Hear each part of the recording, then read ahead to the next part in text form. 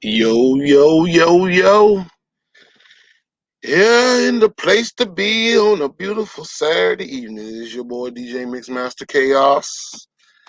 Broadcasting live right here in the great state of Louisiana. It's just our opinion podcast. I say that dry. It's just our opinion podcast. Tonight's show is about my childhood. Our childhood, not just my childhood, but everybody's childhood. You know what I'm saying? The good old days where everything was basically normal, to where you did things that you enjoyed doing without any repercussions behind it. You know what I'm saying? I mean, just enjoying life, man. And I tell you, I had one beautiful childhood coming up. Especially born and raised in the second largest city in the damn nation, South Central Los Angeles. You know what I'm saying? I tell you, growing up in them times, it was beautiful compared to what's going on now in 2021. It's like straight garbage juice now. And that's the reason why I'm making this segment tonight. It's just our opinion. The childhood show, as I call it tonight, basically talking about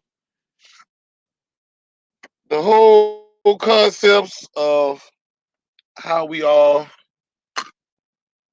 was raised and how things were back in the days compared to how things are now in 2021. Of course, I was born in 1976. I was what they consider as a bicentennial baby. 1776, 1976, 200 years or some shit like that of the United States birthday or whatever the case, without that bullshit. But yeah, and around that time as I was born, well, first of all, before we go into that, let's go into uh, the 20th anniversary of 9/11.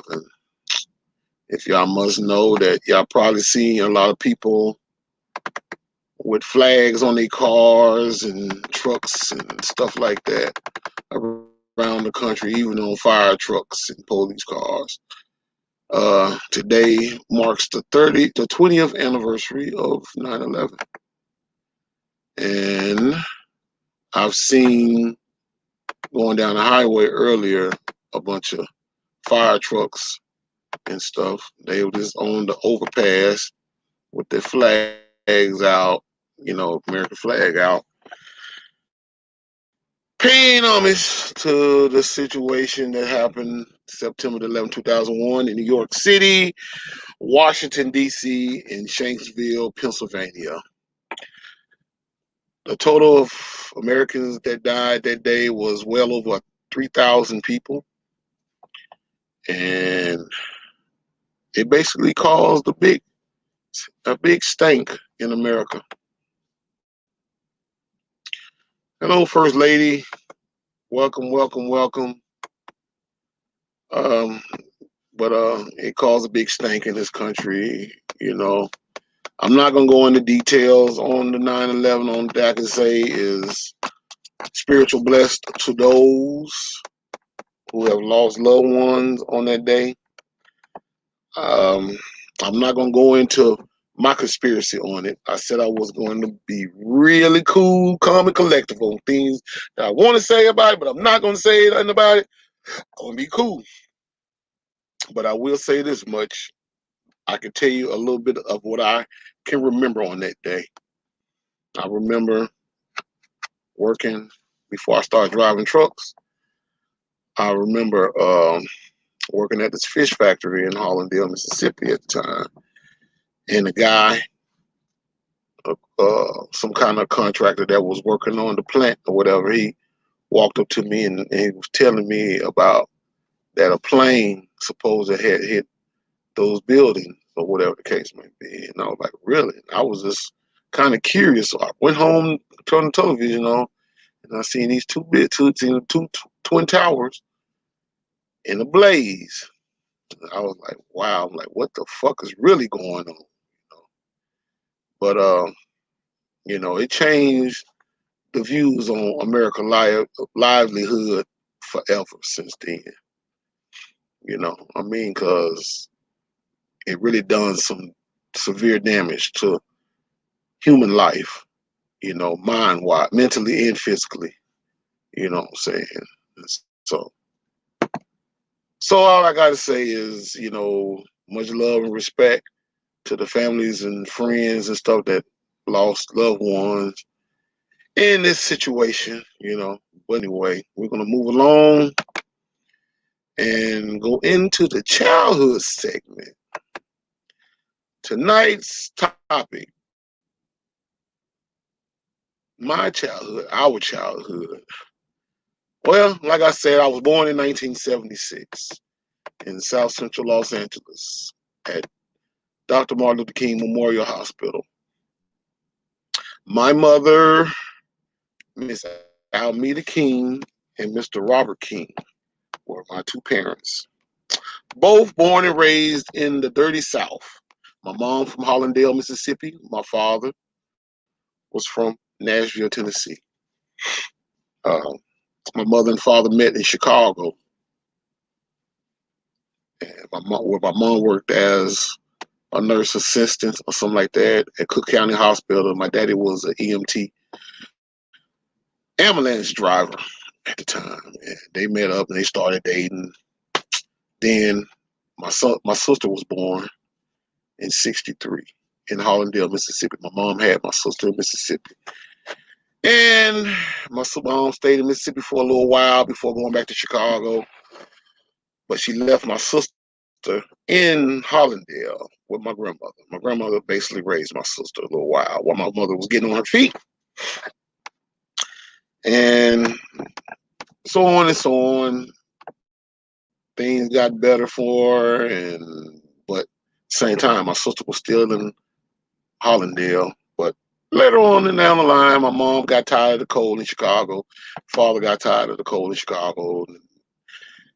And they decided to move to Los Angeles, California in 1968. Now, when my mom left and moved there 7 years later, I was born. And I can tell you the things that I remember growing up in Los Angeles it's basically like a movie in my mind because I've seen a lot of things that most people probably has never seen in their entire life, because you see things about Los Angeles on television and you wonder, how is Southern California really?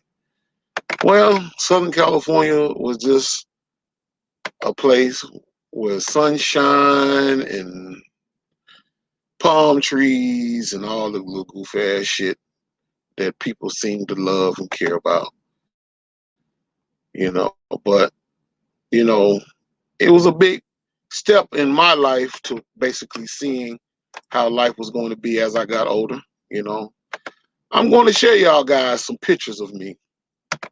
This is a picture right here of me and my other sister that lives in Philadelphia, Doris Jackson. And she's holding me when I was a baby in 1976.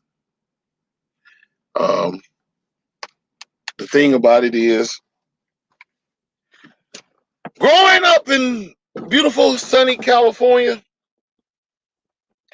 it has its good times and its bad times. But I can tell you one damn thing about it. I learned a whole lot more. I learned more being in the South than I did being out West, believe it or not. But I will get into that in a few ticks. But for the most part, growing up in Los Angeles was basically a challenge because in the '70s, You know, I'm sure y'all know about the 70s. I mean, that was around, you know, I was born in the disco era. So people were pretty much enjoying themselves, having a good time. Basically living their lives like we supposed to live our lives today. But, you know, I'm gonna keep it gutter about how it was back in the days that I can remember. I remember, you know, my mom basically, you know, just being half and half, a homebody and a worker, as well as my father. They both did their damnness and did an excellent job raising me, you know, from a child, from a baby to a grown man, you know what I'm saying, teaching me right from wrong, basically chastising me, ass whooping me, or whatever the fuck you want to call it. It didn't do no damage to me. The only thing it did was just made me stronger throughout the years of my life.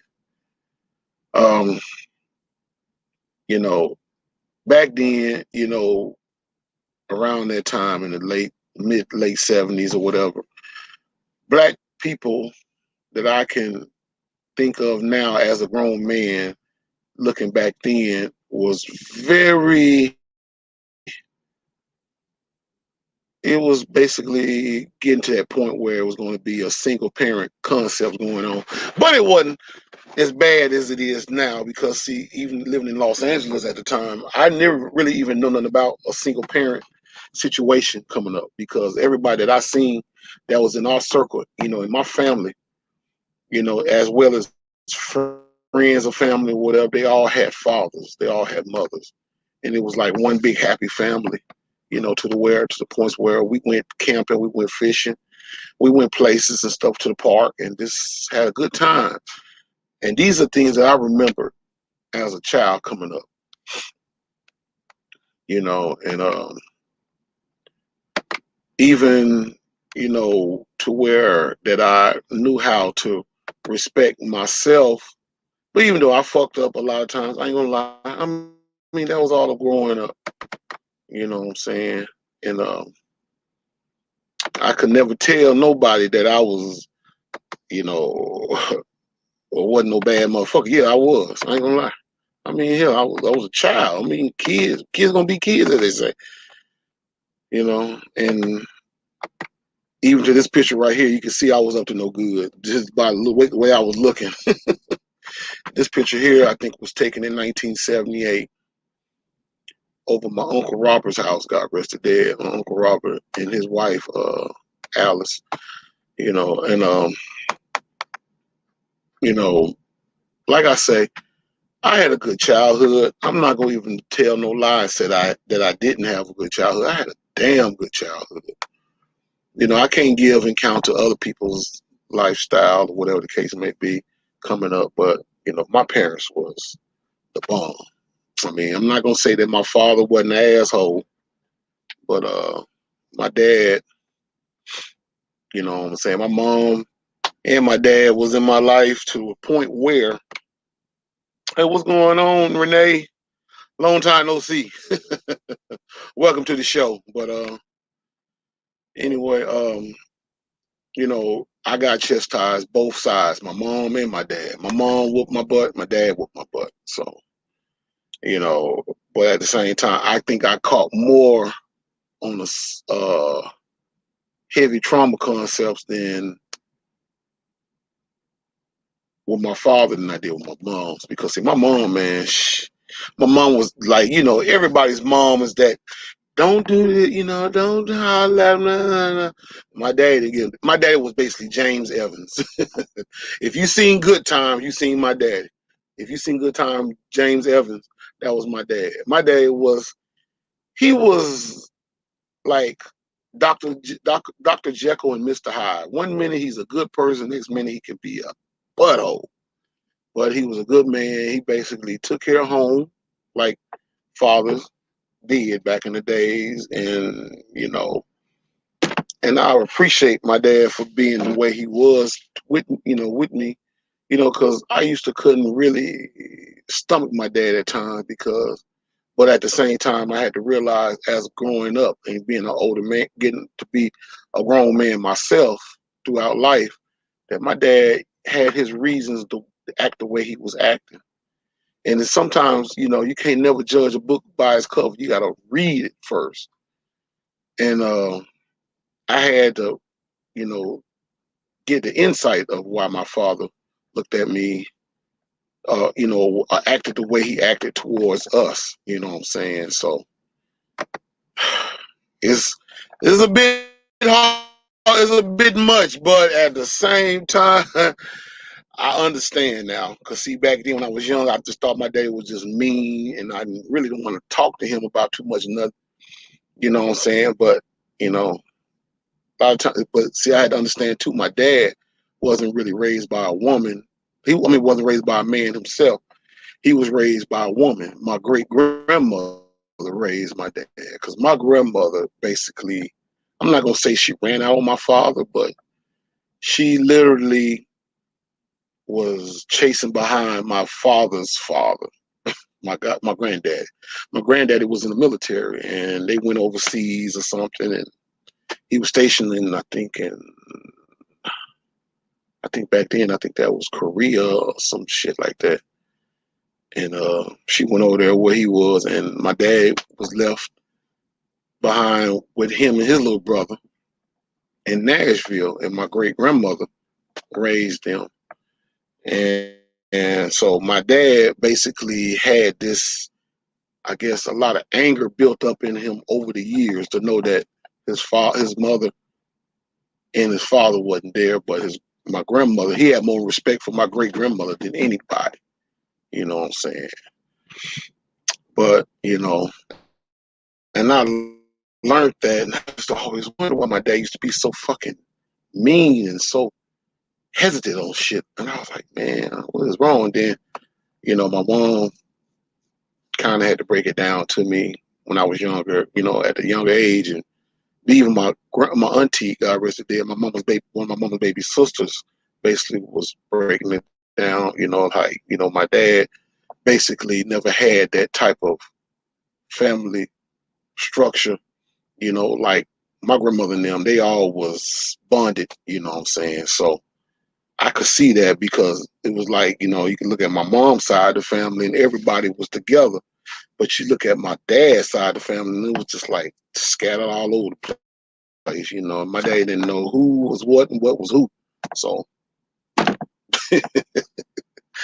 but it was crazy though, what I'm saying? As I got older and I started realizing, like, okay, I see why my dad is like he is. But anyway, I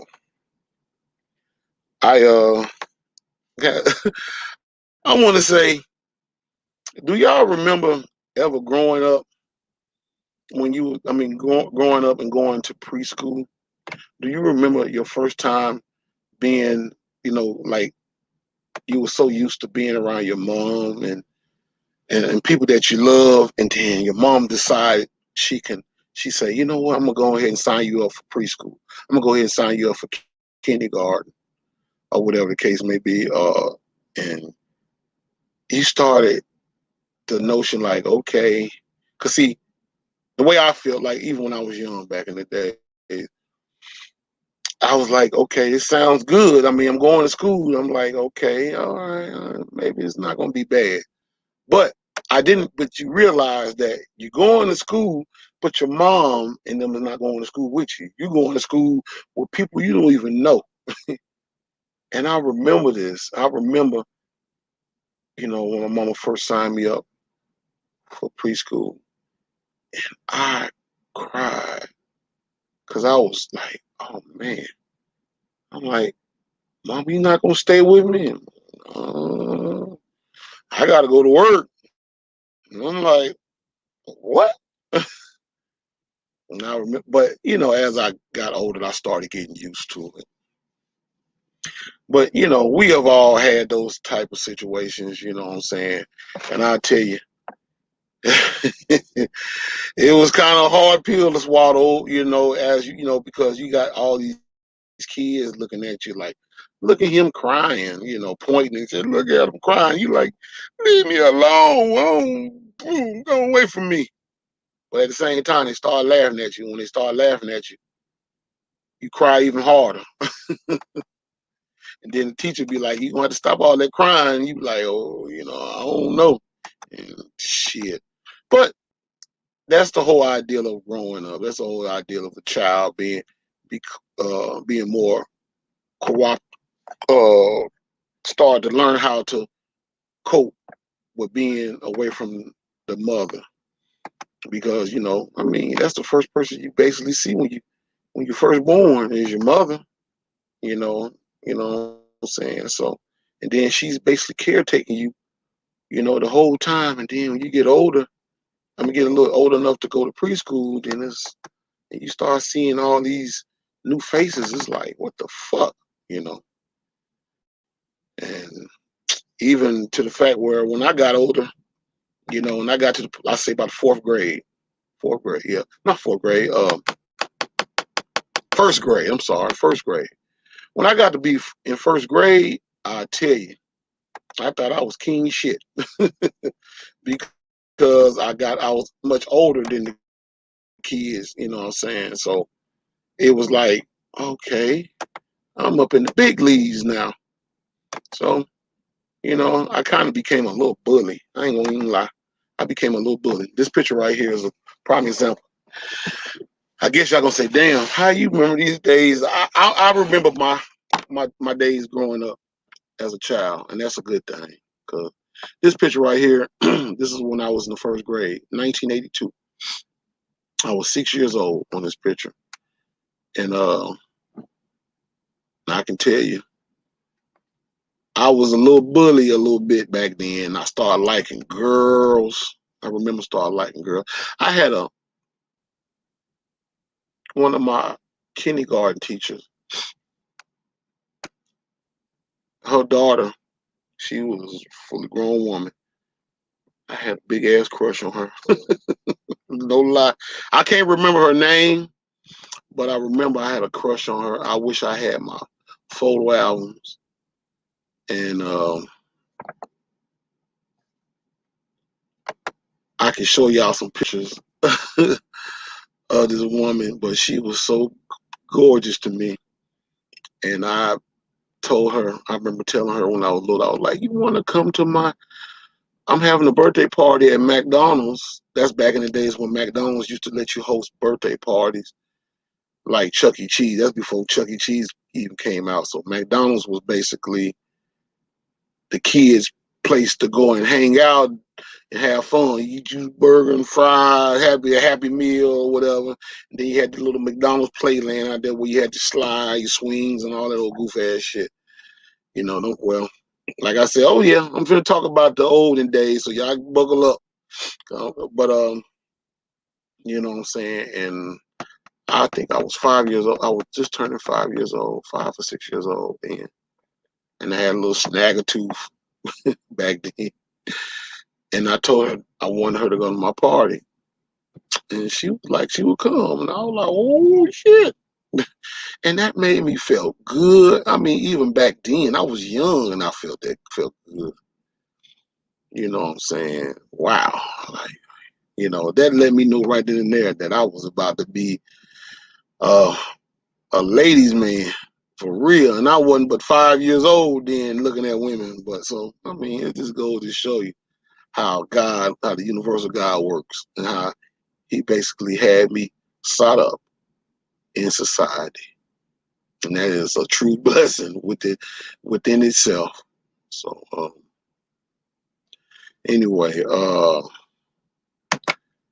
yeah, appreciate it, First Lady. Yeah, yeah, I'm sure a lot of back in the days, I mean, that picture right there, my sister had the big picture. Remember I was telling you back here, I said my sister would not, and I repeat, would not let nobody get no big ass picture. She was the only person that get a big picture. You know what I'm saying? And that was crazy. But like I said, I had one hell of a childhood. For real. You know, I seen this picture right here. This is true. This is funny right here, but this is some real shit. Check this out. And I remember even when I was young, asking my mama, "Can I have some?" You know, when you were a kid, you used to always ask your mother, "Mom, can I have some?" And my mama had a little cup, a Cavassier, and I tried it, and now I'm like, I'm coughing and shit. And she said, "I bet you," and I get, she said, "I bet you won't ask for none of that." I'm like, I don't like that. You know what I'm saying? And even my little first taste of beer was Budweiser, a little can of Budweiser. My daddy let me try some beer. And I thought that was the nastiest shit in the world. And it woke me up not to be asking for shit all the time. So, I mean, I see this picture on the site and it says gender, you know, the Generation X, 1965, 1979, the last generation before all these sissies were born. Sad but true. Sad but true. So so to my 80s babies, 80s and 90s babies, don't take this personal. It's just the way it is. Y'all falling by the wayside. Y'all ain't the original. We the original. See, a lot of this shit that I'm gonna talk about tonight is gonna probably be like, yeah, I'm like, what? Y'all did what? Yeah, we did all kind of shit. We did most stuff in one day, then y'all done probably in 3 or 6 months. See, you gotta think about it. In this point in time, between those era, that era, 1965, 1979, there was no internet. There was no iPhone. There was no iPad. There was no computer, or there was computers, but it wasn't the computers that y'all got now. Yeah, Renee says she's an '80s baby. Yeah, Renee. Yeah, y'all. Well, you was on the back. You was on the back end of the whole situation of our era. But you know, I mean, our era. We done some crazy stuff back in the days. But like I say, this picture right here says it all. But I can tell you just to the fact where the vehicles, even the cars that we rode in back in the days. I remember my mama had a Dodge Charger. And the Dodge Charger that she had, that car was made out of steel. What's up with you, bro? He said 83, my guy, I'm built differently. Yeah, I know it. Trust me. I know you were born in 83. You know what? 83, believe it or not, brother, was a good year. 1983 was a good year. I'm gonna tell you why. Believe it or not. 1983, Michael Jackson's Thriller album. What Michael Jackson's Thriller album came out in 82, but 83 was the year of Michael Jackson, Prince, and I want to say Madonna, but that year, 83, was the bomb, especially for music anyway, because breaking, pop locking and all that started to become, a big thing back then. And what I can remember, hip hop was basically starting to among from the dead, you know what I'm saying? So 83 was a pretty good year. Cause I remember back then listening to first time listening to Planet Rock by Soul Sonic Force and African Bambaataa in the Zulu Nation. And that's basically around the same time that I was trying to learn how to DJ, believe it or not. I was 7 years old playing records for my cousin and them when they used to have house parties. And I wasn't but 7 years old putting these big ass 12-inch records on a fucking record player. And that was a beautiful. That I ain't gonna lie. That and my matter of fact, my second oldest nephew was born in '83. Shout out to Dwayne London. in Dallas, Texas. He was born in '83. So '83 was a good year. I can tell you that much from what I remember. I think, let's see, what else happened in '83. I hit some switches in '83. Oh, that's right. Shout out to Big Dwayne. The Big Dwayne got a brother named Marcus who had a damn 1981 Buick. What the fuck that was? A Buick Regal, I think it was. Yeah, Buick Regal.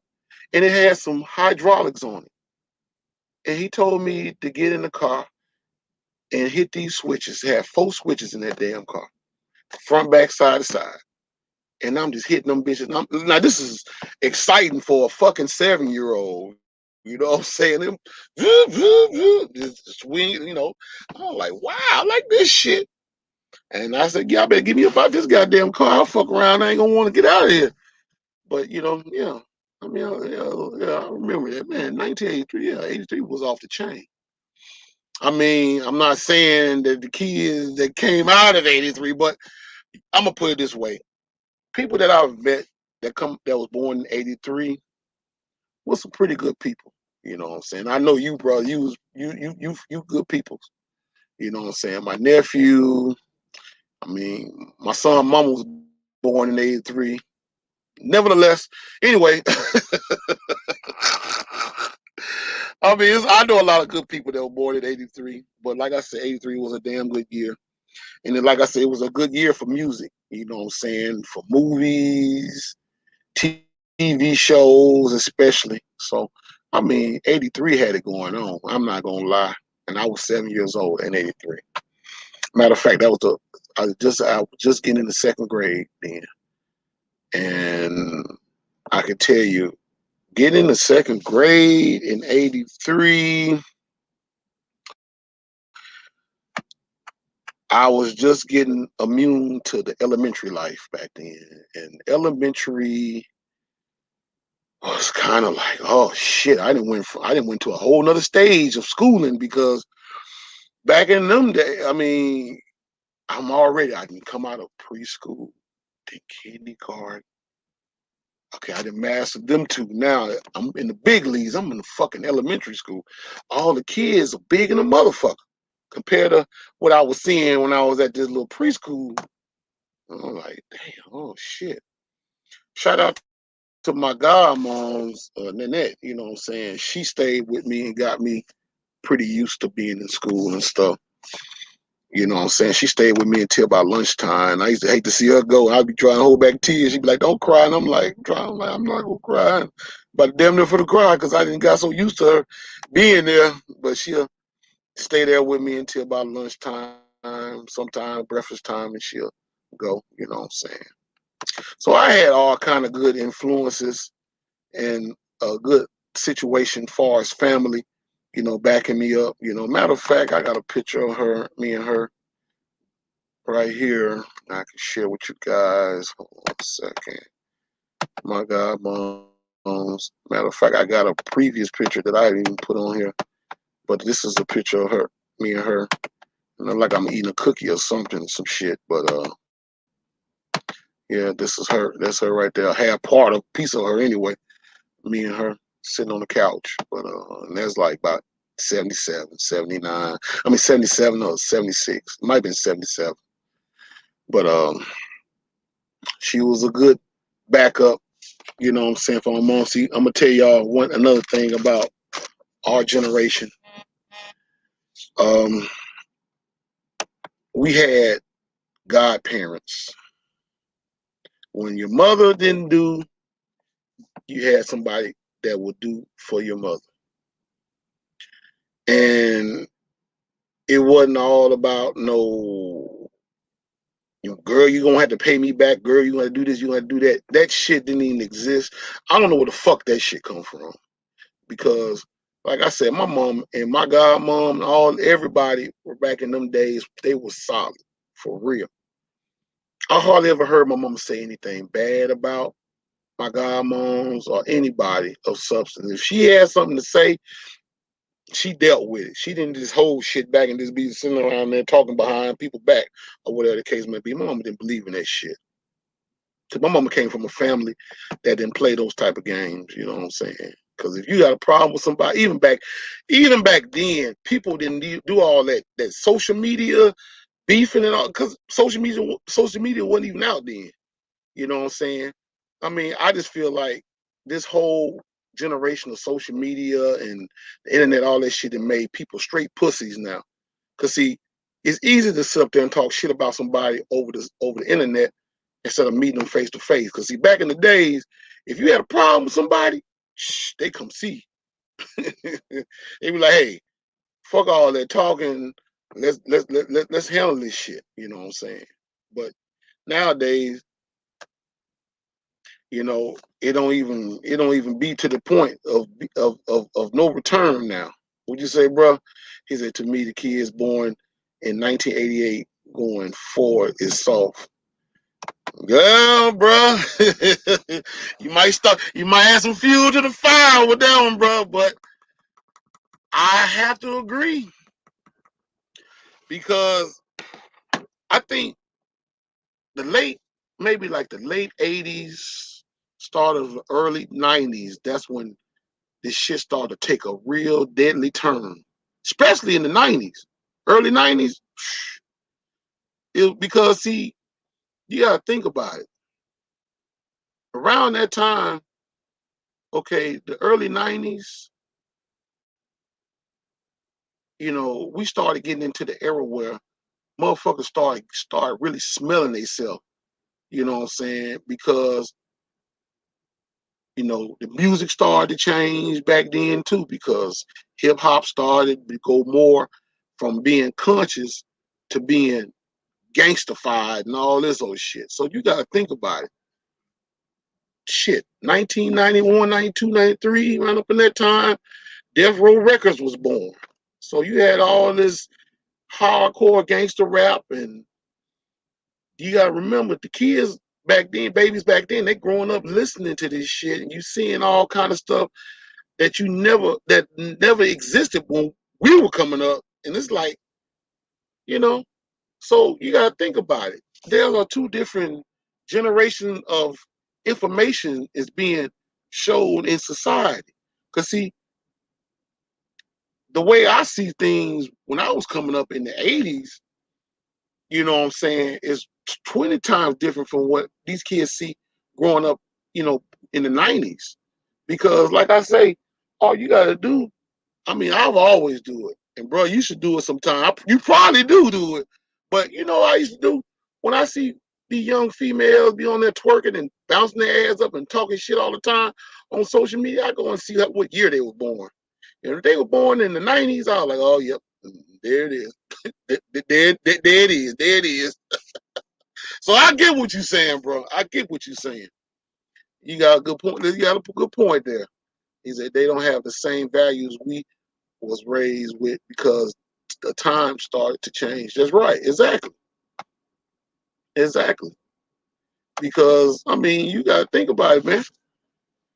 The times then, you know, like I said, in the 80s, man, you know, yeah, it was just so much to do as far as going outside playing. You didn't have time to be on no fucking video game. I mean, like I say, true enough, we had video game back then.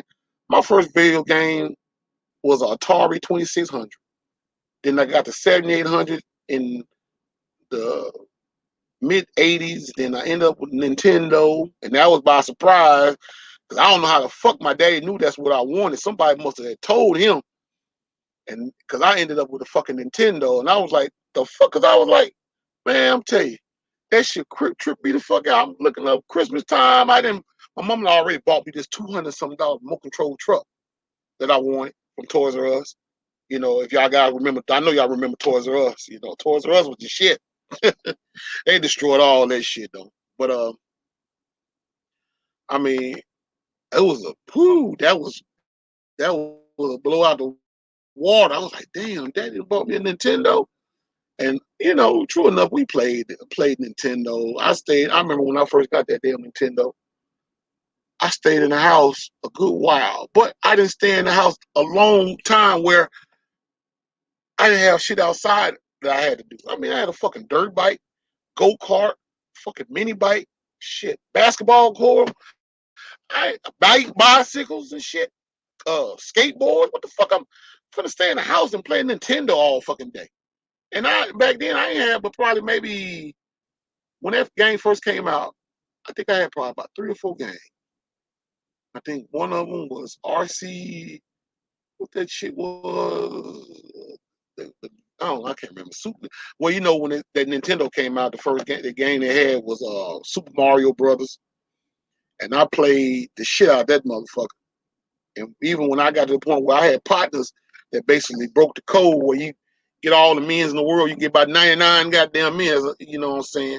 And I flipped it, and I learned to flip that goddamn game. But that's a whole nother story. We can go all night with that. But yeah, yeah. Punishment is not letting you good outside for the day, and now punishment is being sent outside. Yeah, that's true, bro. No, I'm gonna tell you, when I got on punishment, I remember because I told my first lady this. I remember the worst punishment I had ever, and this is no lie. This I can remember this like it was yesterday. This had to been like '89. My mom, I love my mom. God rest her dead. I miss my mom to death. Love and miss my mom. But my mom used to get sick every now and again because see, she used to work for the federal government. She worked for the IRS. And one time, she wasn't feeling good, I guess, and she called in sick. And what was so funny, it was in the summertime. And so, summertime, I'm at home chilling. I so happened got up and I go in the bathroom, take a piss, come back out, and I hear some snoring. I'm like, the fuck? Who the fuck in there? And I look at mama in the bed, still asleep. I'm like, Mom, you ain't going to work? And she's like, no, I don't feel like it. Because I'm just going to be around here and we're going to get this house clean. I'm like, we're going to get this house clean? How the hell we going to get a house clean? You sick. And she was like, you heard what I said. And I'm like, this probably is the only time this woman feels good is when she's sick. But what it was, my mama, I don't think my mama was all that sick. She was just tired and she just wanted to take a day off. Because my mama told me to go in my room and clean my room up. And for a 13-year-old young man back in the day, when you being told to clean up a room, we don't clean up right. When you say, bro, go outside, speak to text, didn't pick up. Yeah. But my mama told me, she said, I want you to go in there and clean up your room. I went in there and cleaned my room up. But I have ass cleaned my room up. I have ass cleaned my room up. And my mama said, if you don't clean that room right, your ass is not going outside or nothing. And I don't know. I must have said something under my breath. I think I said some shit like, get on my nerves or something. And my mama heard me. And she said, what you say? And I didn't say nothing. She was charging at me. And I ran. And I tried to run from my mom. And I ran right up on my mom like a damn scary ass movie. And she grabbed me and she whooped my ass and told me, just for that, you're on punish. You're gonna clean this room up and your ass is on punishment. And I was like mad at the fucking world. And I went in that room and I cleaned that room up and she said, don't cut that video game on, don't cut the damn TV on. Just sit in your room. Stay in your room. And I was like, I ain't sitting in this goddamn room. I'll sit in the living room. I ain't just gonna do nothing. Shit. I'm gonna tell you what the worst part about the whole situation when I did that. My sister, my older sister, God rest her dead, Janet called.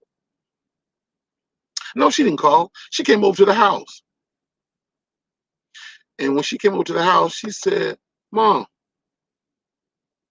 she said, I came because my sister stayed in Inglewood, which is a suburb of LA, Inglewood, California. And she came all the way to South Central to see if I wanted to go to Six Flags, Magic Mountain. And my mama told her, hell no, he ain't going no Six Flags. Your brother's on punishment. Man, it was like I damn near died. Because I was like, oh shit, I can't go. I was like, man, I'm fucked now. And I cried even harder. And I just went in my room, closed the goddamn door, and I cried myself to sleep. Then I got back up and I was trying to be nice. I'm like, Mom, I'm sorry. I didn't mean to, talk back to you or whatever the case may be. Mom, please, can I just go outside or whatever?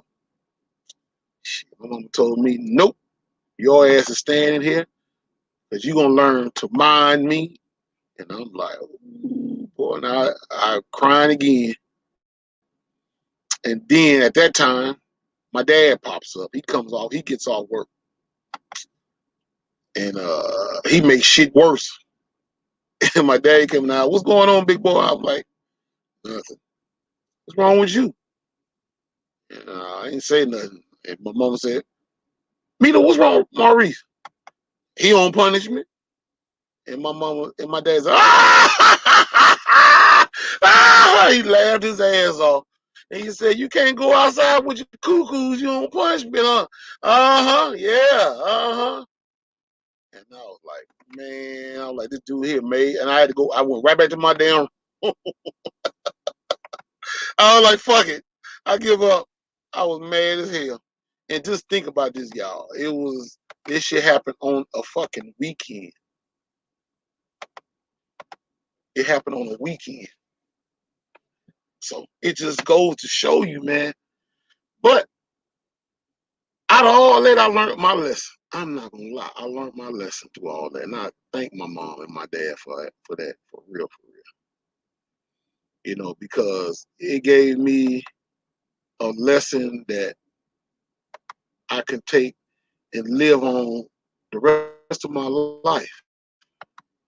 Because I'm gonna tell you, a lot of these young folks, they never even had this type of situation going down with them ever.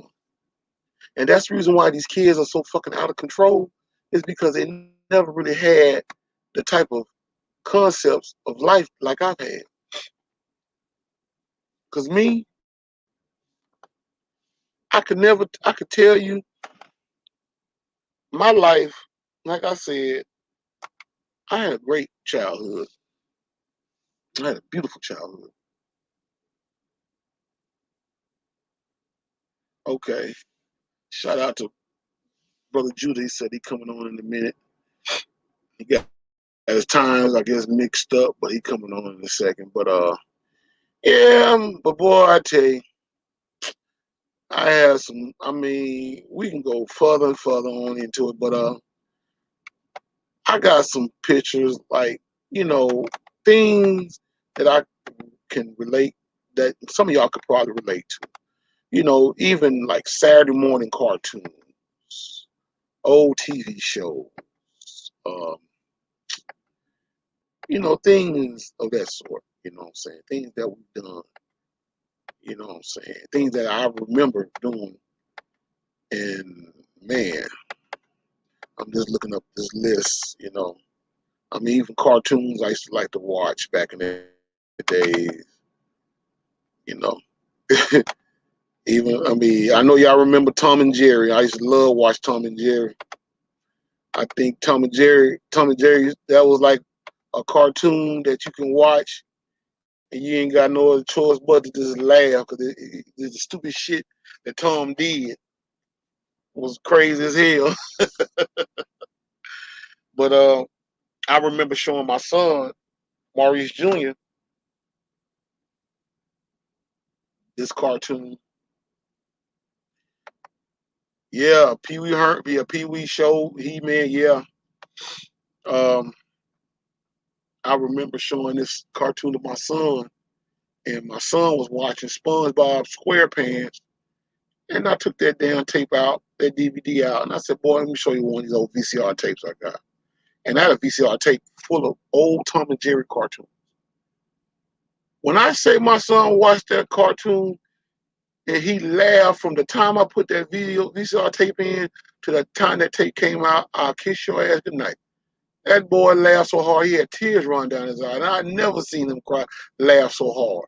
And he was probably about 2 or 3 years old. He laughed so damn hard. I said, "Now this is a cartoon, Junior." I said, but he wasn't even laughing too much with SpongeBob. He was like, but when he seen Tom and Jerry, he was laughing so hard. I'm talking about he laughed so hard he had tears coming out his eyes.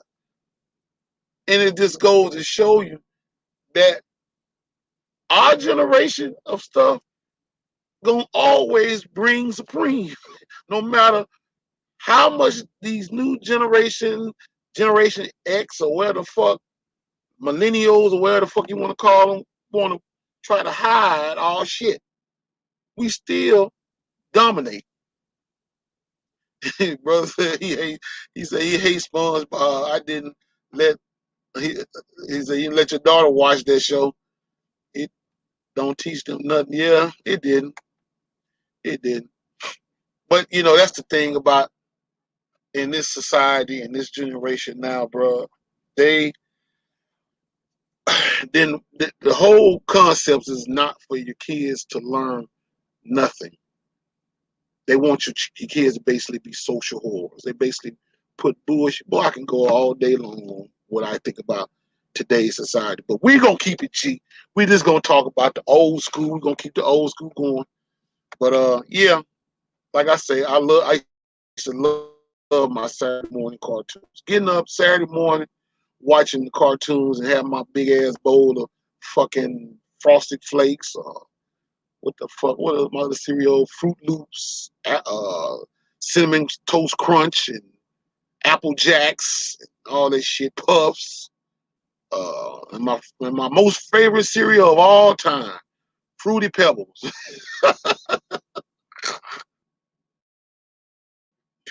Yep, them was my cereal there, bro. I ain't gonna lie. I love these. I used to love to see that goddamn Barney, that Flintstone commercial, that Fruity Pebbles commercial, and see Barney Rubble and them fight over that goddamn bowl of cereal. He was a King Vitamins. Yeah, I didn't know nothing about King Vitamins until I moved down south. Believe it or not, I didn't know nothing about King Vitamins until I moved to Mississippi. Shout out to shout out to Reggie Johnson. Reggie Johnson, that was his cereal right there. That nigga, they used to still boxes of his cereal from his cousin that I used to date back in the day. Told me chaos. Shh, shh, don't say nothing. I'm like, nigga, I ain't got nothing to do with that. Do what you do. I said, cause she find out, she gonna kick your ass. I said, I ain't gonna say nothing. But yeah, I tried King Vitamin cereal before. It's pretty good. But that's my first time hearing about that cereal when I moved down south. Cause I don't even think they even carry King Vitamin in California. If they do, I ain't never knew about it. But I mean, I only had basically only cereal I really had was the commercialized cereal, like Fruity Pebbles, Frosted Flakes, and uh, shit like that. You know what I'm saying? Because that was basically the cereal that was televised on Saturday morning on Saturday morning cartoons. You know what I'm saying? And you know, and if I was real good with it, goddamn, I might fuck around and make me some toast, go along with my cereal. Yep. But I remember like in '83 when my mama first introduced Pop Tarts to me. I thought that was the most delicious thing ever. I was like, wow, Pop Tart. You know, and I tried them. I was eating them motherfuckers like they were supposed for breakfast. But I was eating them bitches for lunch and dinner. I mean, for lunch and dessert. He said, what you say? Those, yeah, what you say, first lady? Those King Vitamins kept a crunch unlike cereal today. That's soggy before you finish pouring it. Yeah, that's true. Oh, okay. So it was like a government type of thing then, huh? Okay, well, no, that's why I said I didn't. Like I said, if it came out, I didn't know nothing about it. Cause see, my mama didn't have. She was like one of them. She worked for the federal government, so she didn't really She didn't really have shit like that. I didn't know too much about stuff like that until I got around my godmoms and them. Other than that, she bought that highly ungenetic shit. You know what I'm saying? That's how my mom was. My mama didn't. That's why it was so hard for me to really just digest eating, genetic stuff. Like you might fuck around and go to like one of these stores that have cereal that's something like Frosted Flakes, but it be called frosted something else or some shit, and it don't even be the same. It's like a damn knockoff version of the original cereal, and I'm like, this shit don't taste right, because I'm so used to eating the original shit. So, but yeah, I miss my old fucking cartoons, Saturday morning cartoons. Watching Scooby Doo and I used to watch the Smurfs and the Snorks, the Jetsons.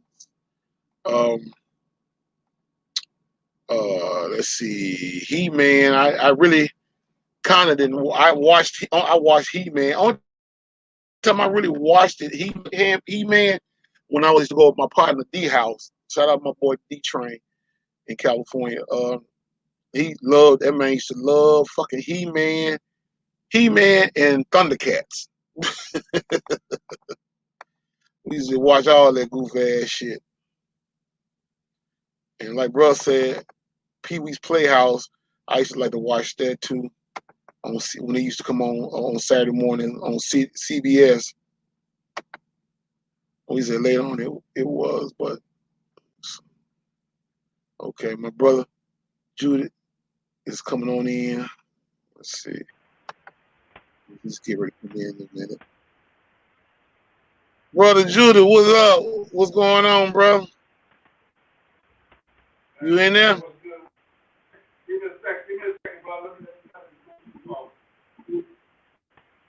Okay, I'm gonna take you back off until you get ready to come on in. All right, I'm here. I just had to turn the Bluetooth off real quick. Oh, okay. Yeah. I had to turn the Bluetooth off. Okay, what's the business, brother? What's going on?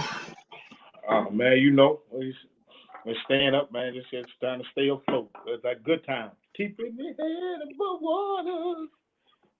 Okay, I ain't lying, shit. As long as you ain't in the child line, you good, huh?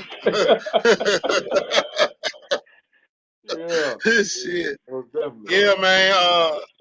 Yeah, man. Tonight's topic, we talking about the childhood days, the good old days. Yeah. Man. You know what I'm Hey, saying? that's a reference When everybody was. man.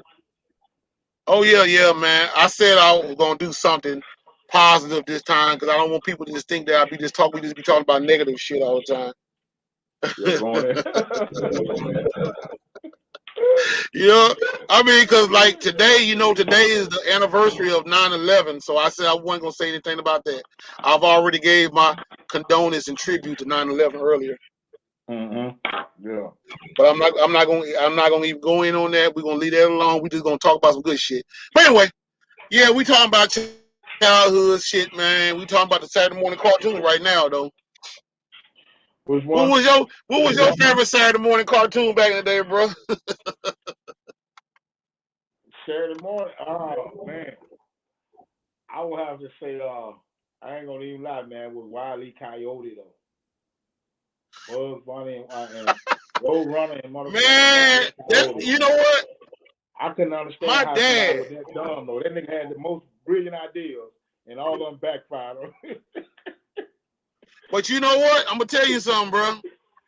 That was this cartoon because them goddamn road runners dumbed in a motherfucker in real life. Yeah. I didn't hit many of them motherfuckers in my lifetime. I didn't hit some road runners. Yeah. You know, road runners they be out in the desert. They in real life that's where they live at in the desert. Yeah. But they like because you'll see a lot of them in like states like New Mexico.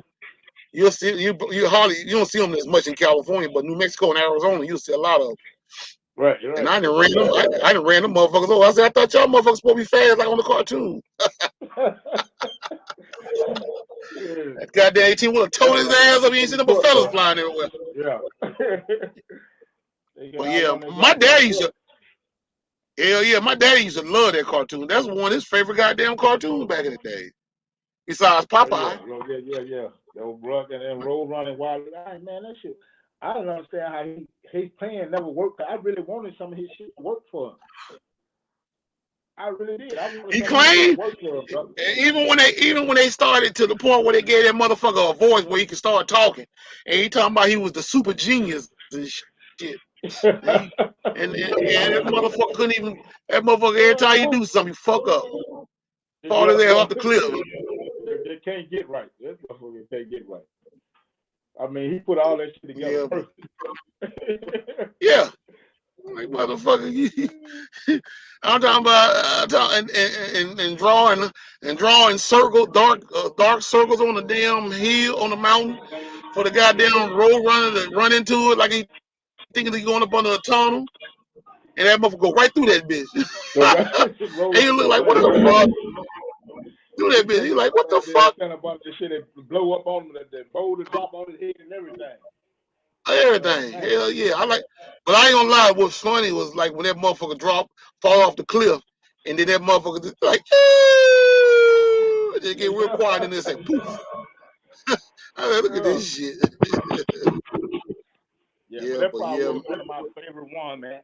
Then that, but back, they had one called this was just like a little commercial though, like a little insert, that little Schoolhouse Rock though. Where they used to be trying to yeah. You talking about that was ABC had it going on, bro, back in the day. But see, back then that's when ABC was independent. You know, that's before Disney bought them out. But you know what I'm saying, ABC had it going on. All them damn networks had it going on when they was independent back in the day. They're not independent anymore. They owned by a company now. So they basically all that shit that we used to watch back in the day, they threw all that shit in the garbage for these new generation.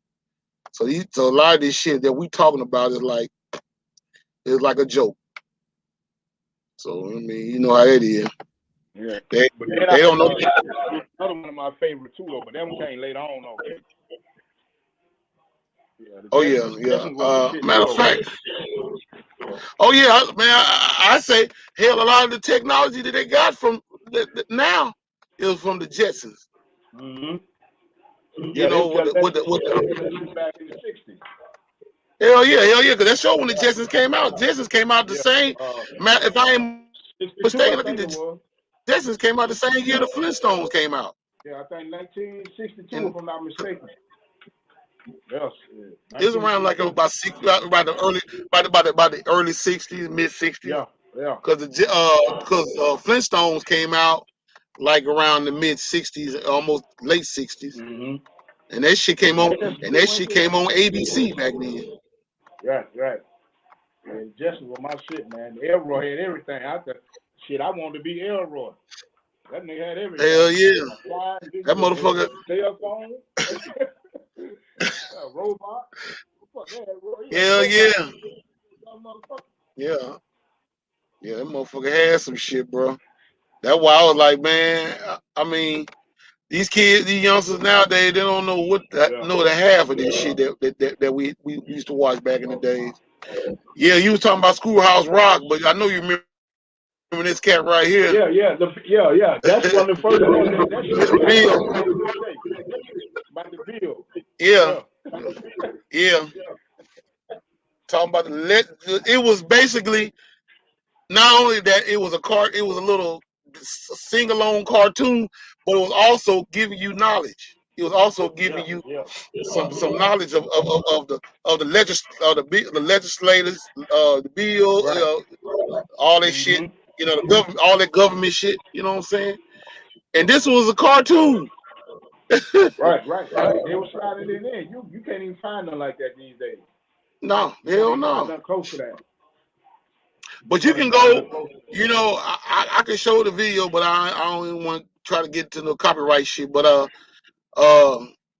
they got the goddamn they got a lot of them Schoolhouse Rock cartoons on YouTube.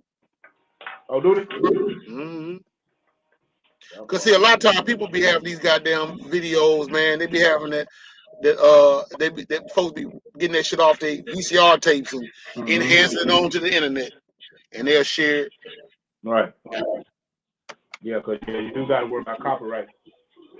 Oh yeah, you know how that shit is, Yeah, man. that's the Bills in the Capitol Hill. Yeah, yeah. And they still do that. That motherfucker just sit there too. I forgot the name of the brother that was singing that damn song. He's deceased now, but he was an old head. I forgot that guy name that was singing them songs on that cartoon. He was a brother because he did conjunction. He did conjunction junction, and basically all this shit. But that's just how it was. It was like we're gonna show you some cartoons, but in a little segment we're gonna also give you some education to go along with it. Yeah. Mm-hmm. Yeah. You know, even goddamn CBS was trying to do the same thing, but they did that goddamn in the news shit, in the news segments. Right. But that wasn't nothing like ABC. ABC had that shit on a cartoon type of thing. CBS still had it on grown folks status because it was basically telling you about certain things in the news or whatever the case may be. But it was still educational shit, you know. Yeah, but ABC was booming then, especially with the cartoons. Oh yeah, hell yeah, hell yeah. For national. Oh yeah. For non-cable, but ABC, out of all the three majors, ABC, CBS, and NBC, ABC definitely was stepping on their ass. Oh yeah, hell yeah, hell yeah. You know, CBS kind of moved. CBS, I would think it was ABC, CBS, and NBC. Yeah, because CBS and NBC. Yeah, because CBS had a lot of goddamn good shit too back in the day. But you know, CBS had the show during the evening hours. Yeah. ABC had like mostly doing like the noon time when kids were at school, then on Saturdays. But CBS had most of the adult things like, going into prime time. Prime time, yeah. CBS was running prime time. NBC, they weren't really shit. No, it wasn't. No. NBC wasn't shit with that little flag and the little shell with the different colors. Nobody NBC back then. Period. And they were trying. They were trying hard too. They were trying hard, yeah. Because it was like, okay, they say, well, we're gonna get y'all asses with the Sunday night movies, ABC Sunday night movies. Then CBS like, shit, we got that too, motherfucker. ABC like, hell, we got it too. What the fuck? Right. You know what I'm saying? Shit, you ain't doing nothing. But shit, man, them damn that was the battle of the networks back in the days, boy. ABC had the kids and the hostness. CBS had more than risque, because remember Dallas. And Dukes of Hazzard, Knox Landing. CBS shows. Yep. So CBS had more the older crowd, but the younger crowd, the young kids, ABC had all that. On up to the teenage on back, that was all ABC. But CBS had this, with the soap operas and then the game shows, because they had the game shows. Oh yeah, hell yeah. Hell yeah. Hell yeah. All that shit was all on CBS. CBS and what's the other motherfucker?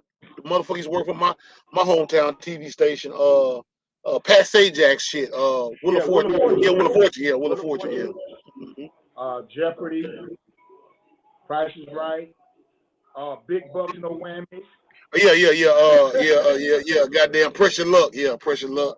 Pressure Luck. That's what it was. Pressure Luck. Pressure Luck and Joker's Wild. Damn. Yeah.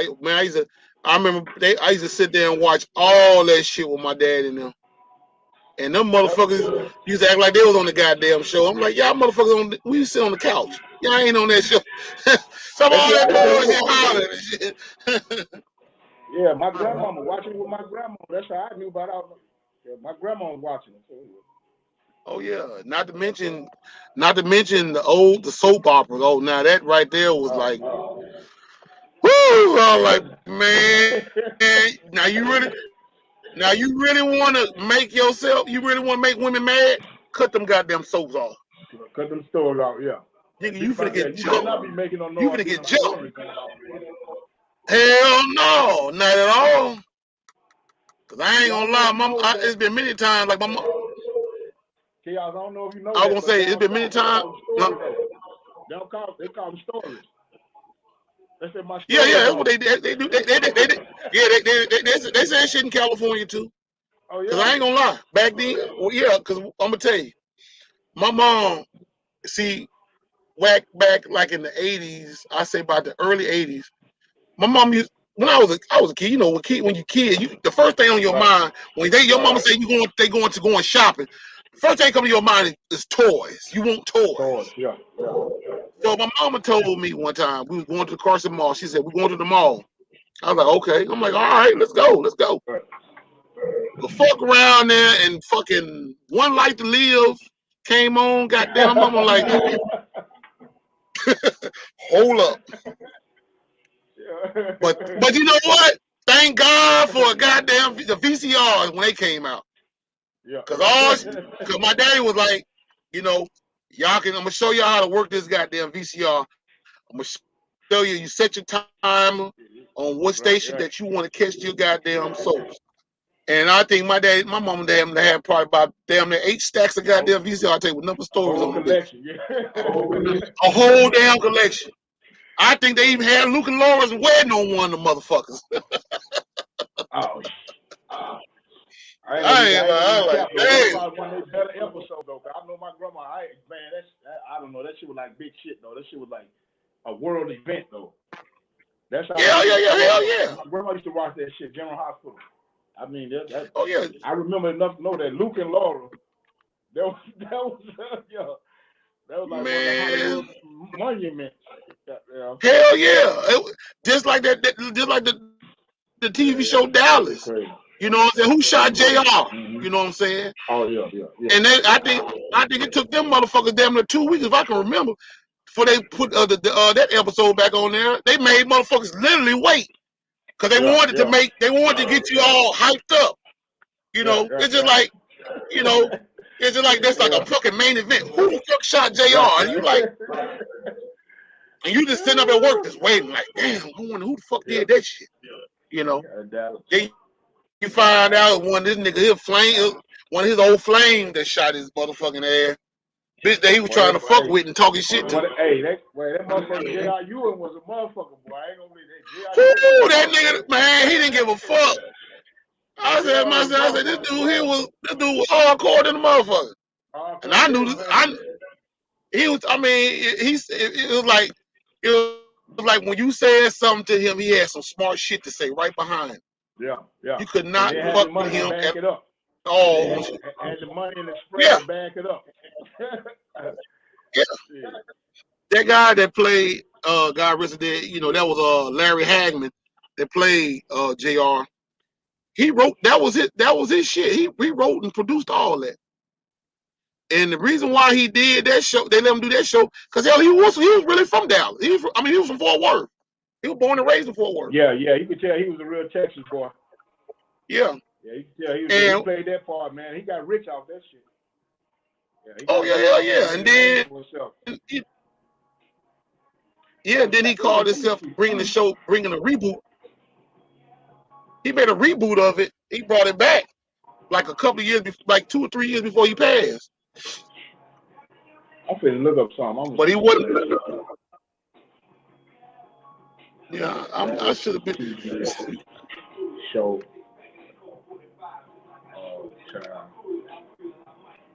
Rank. I'm gonna see. I want to see where that shit ranking at. Oh yeah, man, that motherfucker that was up there. Because I ain't gonna lie, I remember back in the days as a child coming up. You know what I'm saying?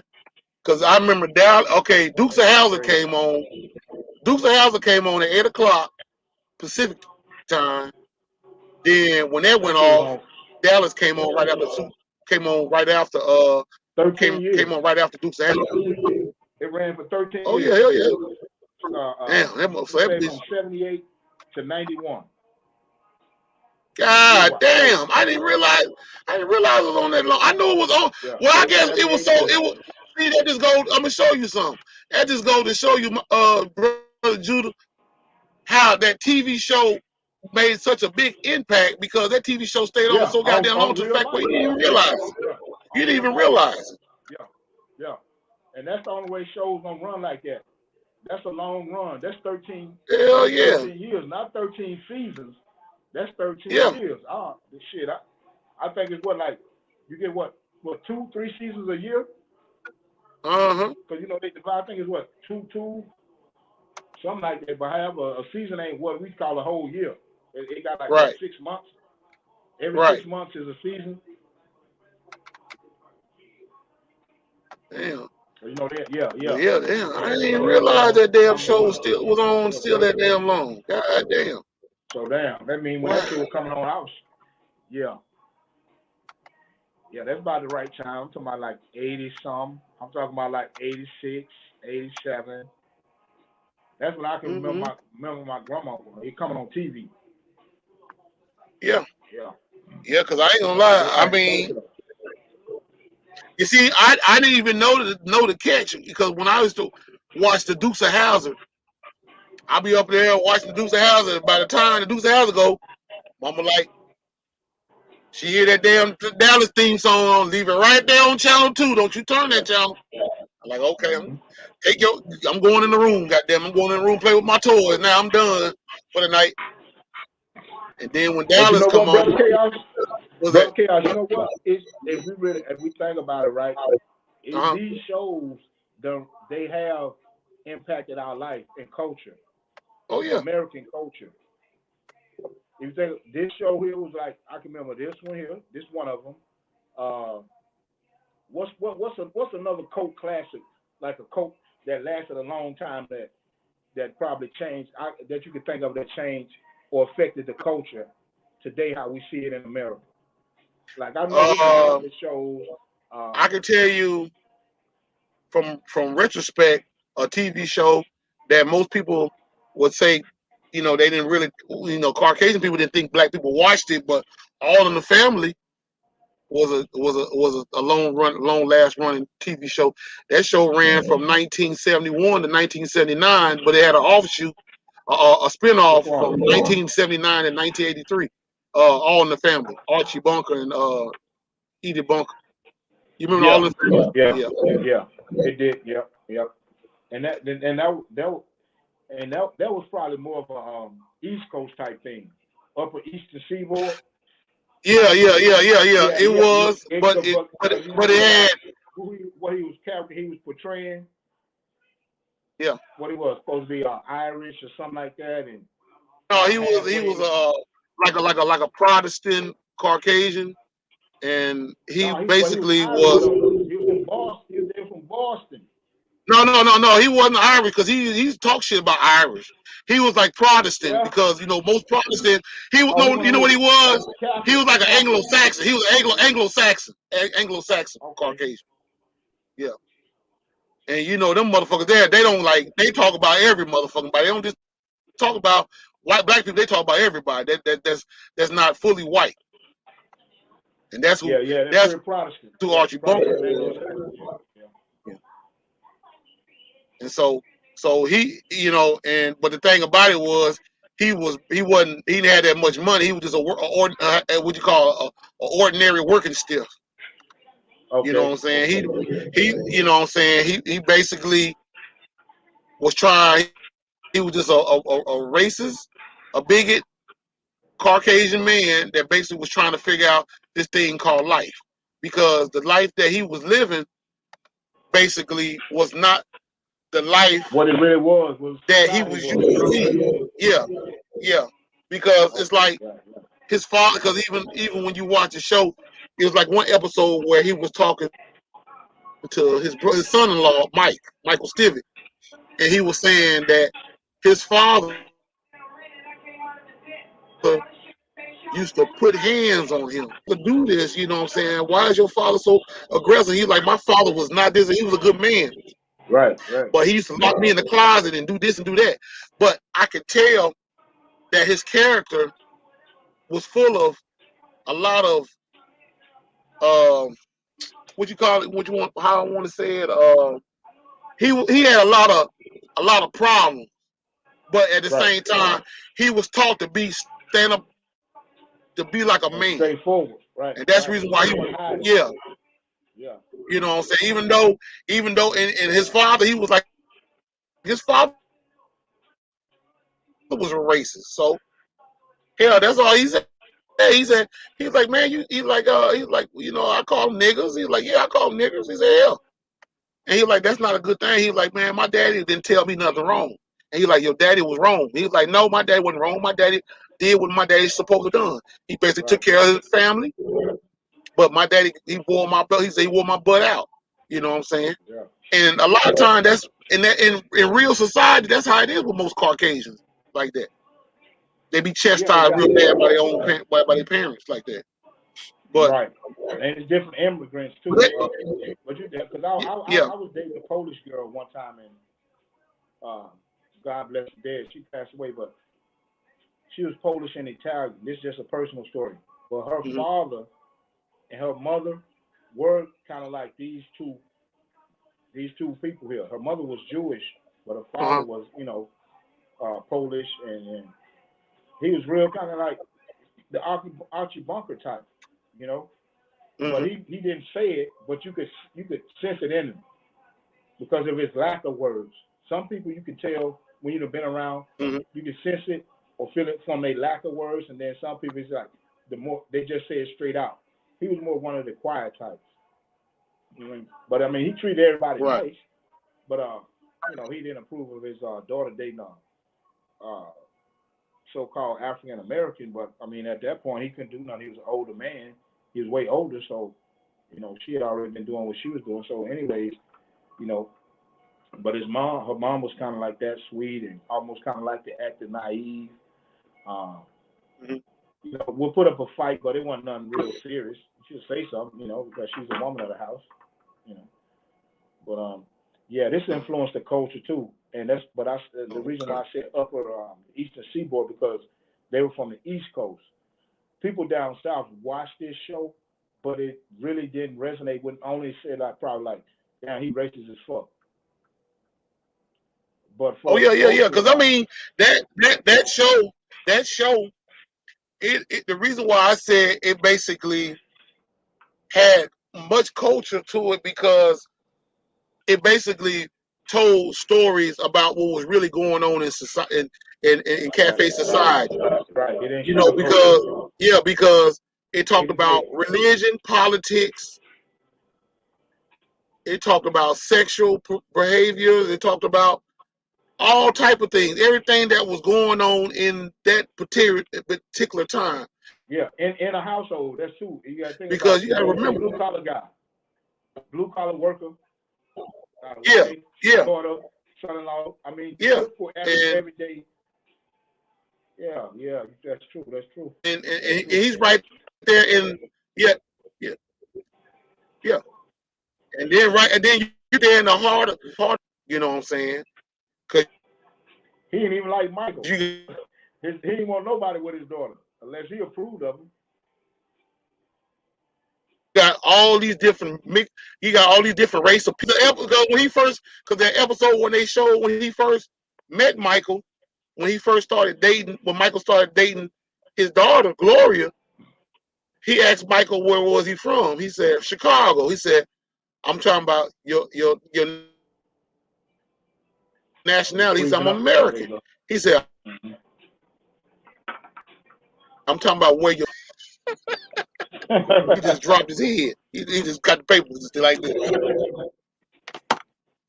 And then, you know, he was talking about, then when they started talking about, he was reading the paper. He was like, what's in the paper? He's like, all kind of crazy stuff. He said, these people up here talking about protesting about against the war and all this stuff. He said, they need to just throw these folks in the can, you know, throw them in jail. He said, well, people just probably just don't want America to be fighting immoral war.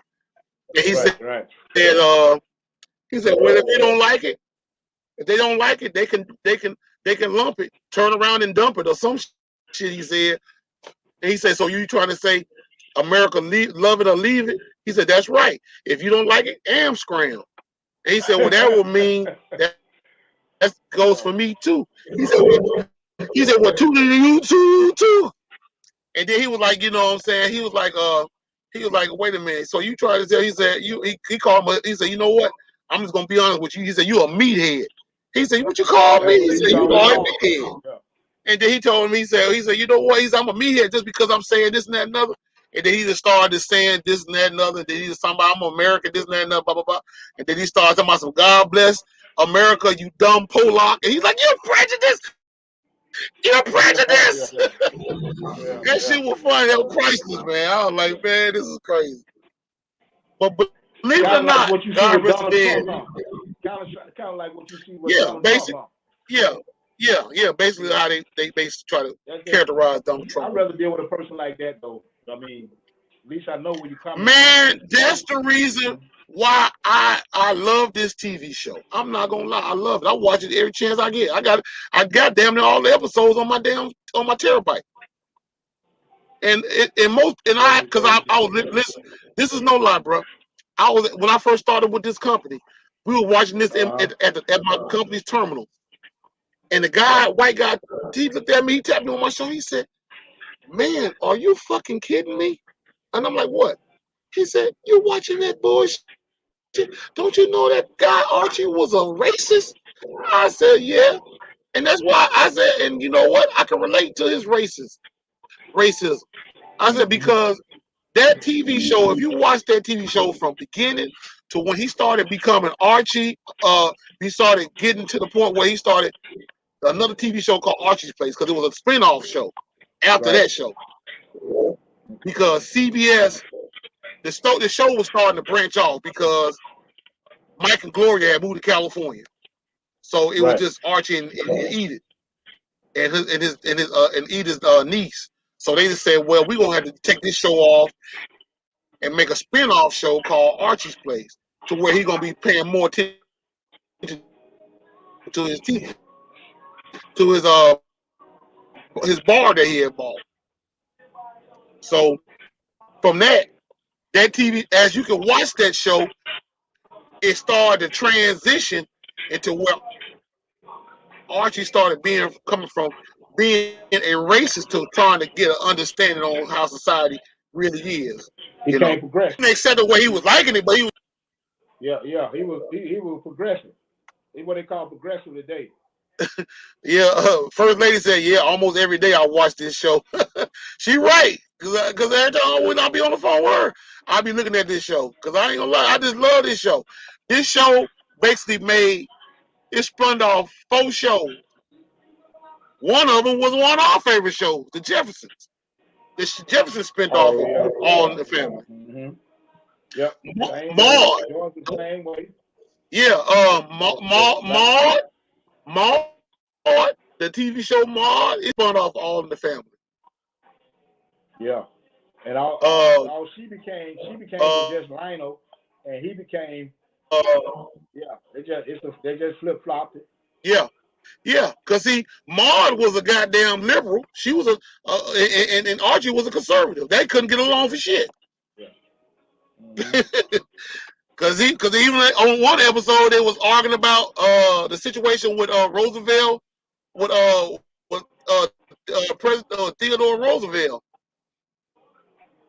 and she was talking about, he was a fan of Richard Nixon, because he was a motherfucking supporter of Richard Nixon. Right. But on television that they wouldn't dare show today at all. No. Because they had some shit on that motherfucker. There's a lot of shows, man. But yeah, I'm gonna tell you another man. A lot of the we had some good shit. PBS, Sesame Street, Muppet Babies, Mr. Oh yeah, PBS, yeah. Oh yeah. Most definitely. Those shows there help direct and influence the culture too. Yeah. Oh yeah, yeah, It yeah, was hell yeah. animated, and more child for the children, but they definitely had the impact on the culture too, man. Oh yeah, most definitely. American culture and black culture. I mean, it crossed both lines. So but that is American culture. You know, a I whole little melting remember, pot. I remember growing up in kindergarten, and our kindergarten teacher used to put this on for us to watch, sit in front of the living room TV. Because I was going to a preschool at a person's house back in the day. Yeah, yeah, yeah. Oh, Was you in literally a person's Cali? house. In Cali? Yep. Yeah, Matter of yeah. fact, yeah. The matter of fact, the school was right around the corner from where they filmed Friday at, the first Friday at, right Yeah, we around had we the had we corner. had them too down there. We had them too. You Yeah. going? Yeah, yeah, yeah. Your mama take you and you gonna drop you off over here at so and so house, and she got some 3, 4, 5 other parent kids. We Oh had yeah, them hell yeah. was under the table, that the under the table kind of child care. Oh yeah, yeah, yeah. Neighborhood child care. We ain't doing But mama you know take you what? neighborhood. And one thing about I can tell you the thing about that. That was like the best thing ever to me, Yeah. because even when you was going to those schools, you felt Mhm.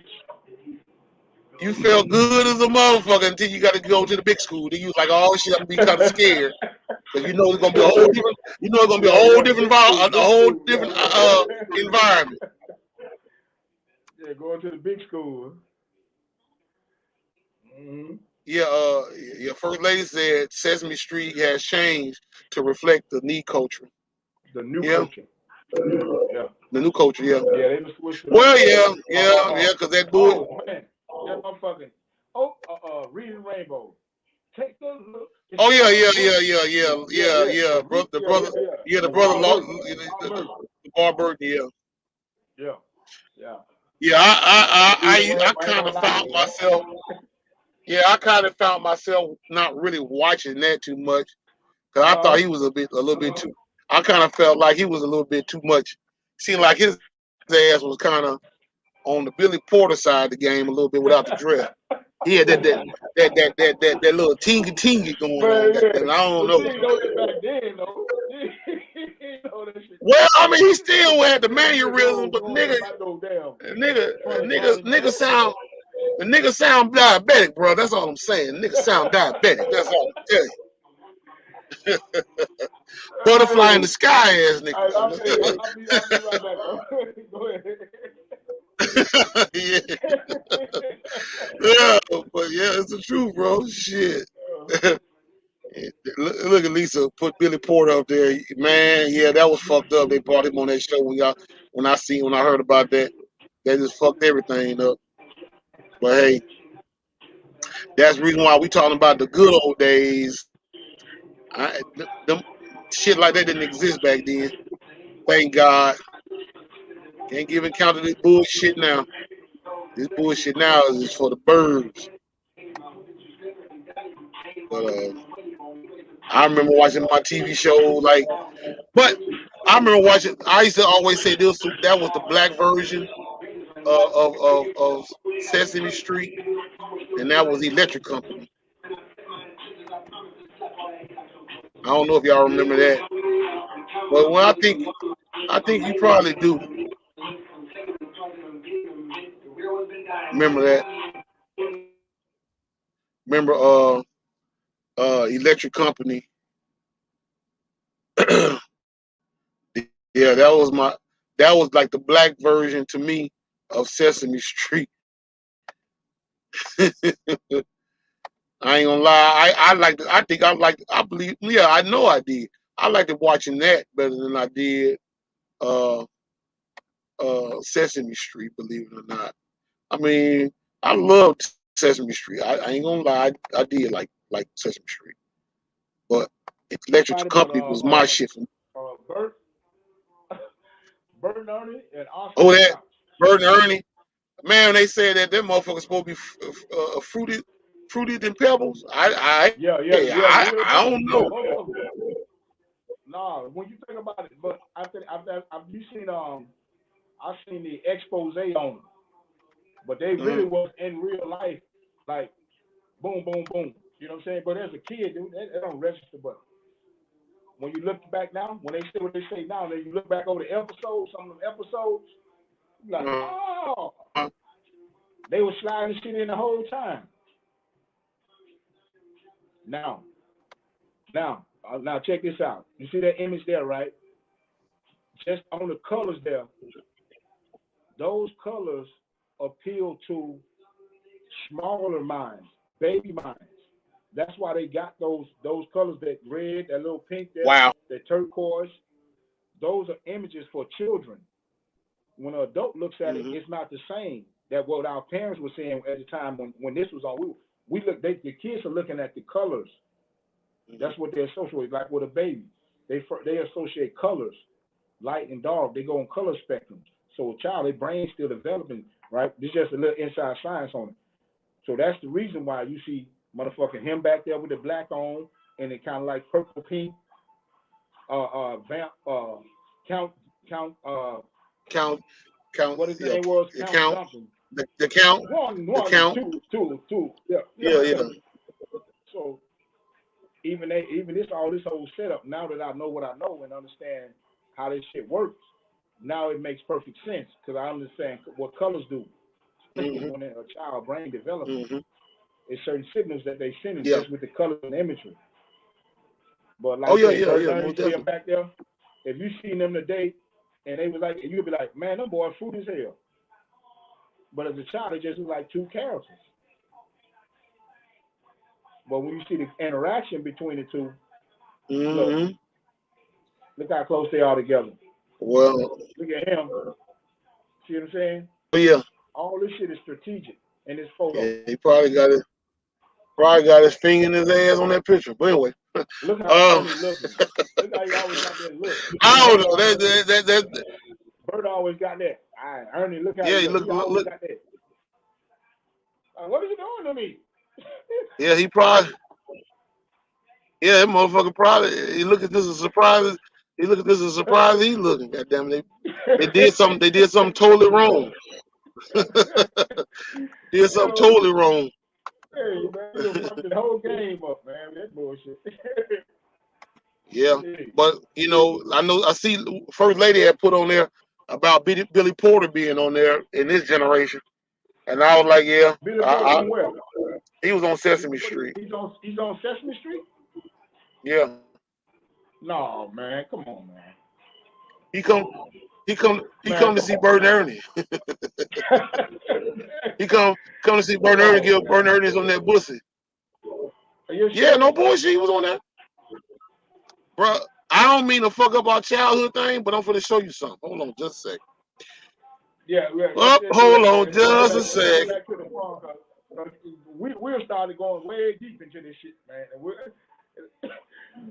It's just entertainment, though. If the Lord let me pull this up, I will show you what I'm talking about. Let me see. And I just hope like hell you didn't eat nothing. No, man, no. Don't let it be like Lil Nas X. Hold on, man, fuck this shit. If you can't pull it up, just send it to me in the. No. I got it. I got it right. I got it right here. I got it right here. Hold on just a second. I'm finna bring it in. Yeah, I'm finna bring it right in. No, I'm finna bring it in. Hold on just a second. I'm finna bring it right in. Well, it won't surprise me because I know them folks always doing bullshit, man. We always in a fight.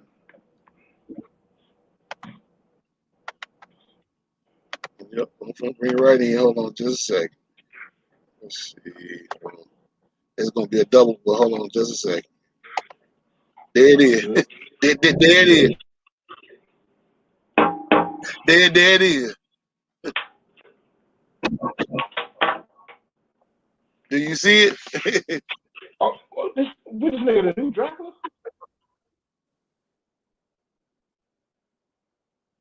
No, you. Why is it, man? You see what the fuck he got on, don't you? Zito dress, a tuxedo and a dress mixed together. Come on,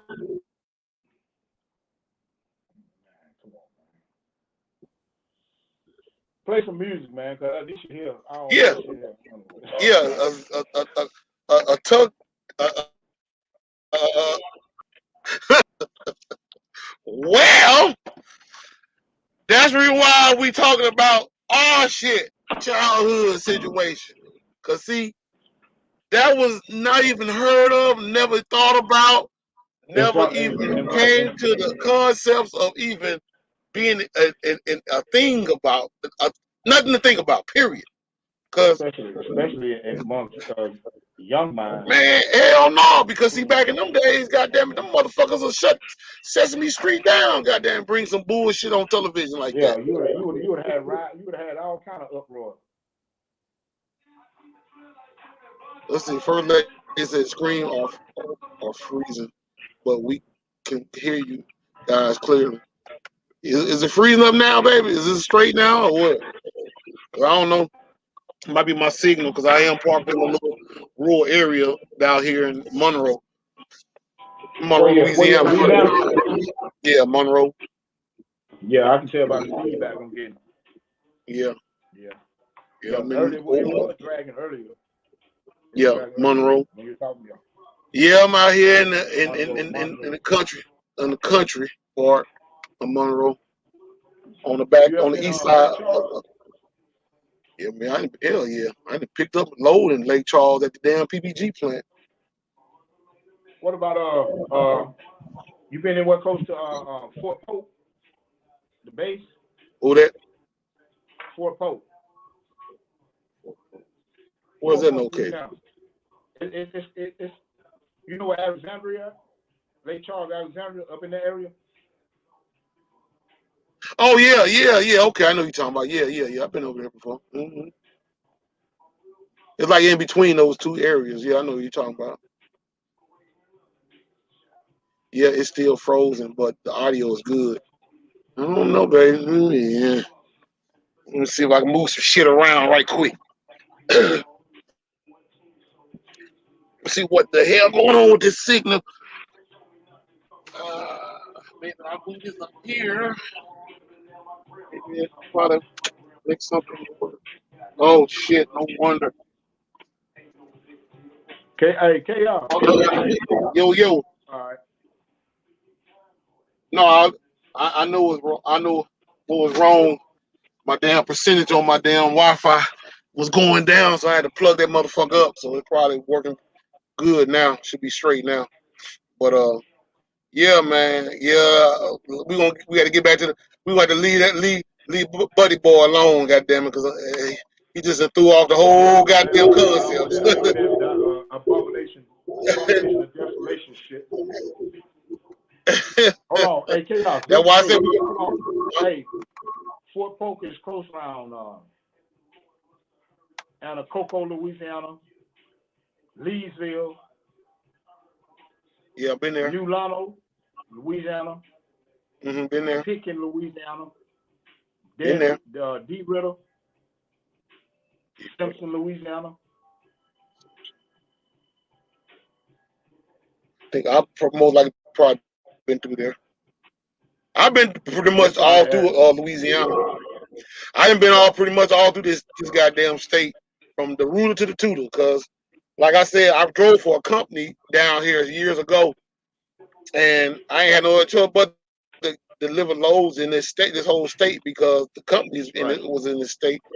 So I done been pretty much a lot of parts of Louisiana.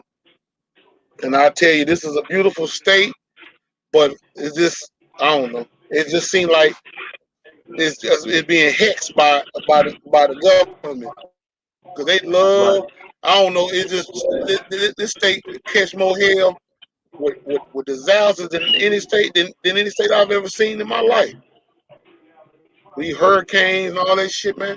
I don't know. It's some kind of strange about that, but hey, it is what it is. I've heard some, urban legends and some stories, but The same thing we look at Haiti. Like, think about that French connection. Okay. Think about the French connection.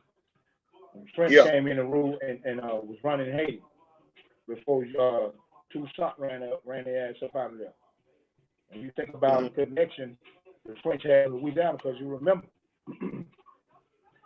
when you look at the map today, Louisiana territories ran all the way up and covered parts of Texas, Oklahoma, Arkansas, Kentucky, Louisiana. I mean, the French had all it. All it was French colonies. Mm-hmm. They had the biggest part of it. What they call it before the British. You had the Spanish, you had the Portuguese out there on the West Coast and the Southwest. Louisiana, the French had the biggest portion of it, and then the British or the English had that little small part of the Eastern Seaboard, and on down into what you see in the islands today. So, but they was running that. That is kind of ironic though, that those two places, and especially being under French rule, are they suffering a lot of things, man. There's something strange that's happening with it. Mm-hmm. I ain't gonna go too deep tonight, but yeah, that's why I said we want to talk about this on another. I'm going to come up with something on that. Hell yeah, I'm going to come up. I don't know, First Lady. We want to write that down. We want to talk about that. We want to come up with something on that one, the next podcast, because I know it was something that I wanted to talk about.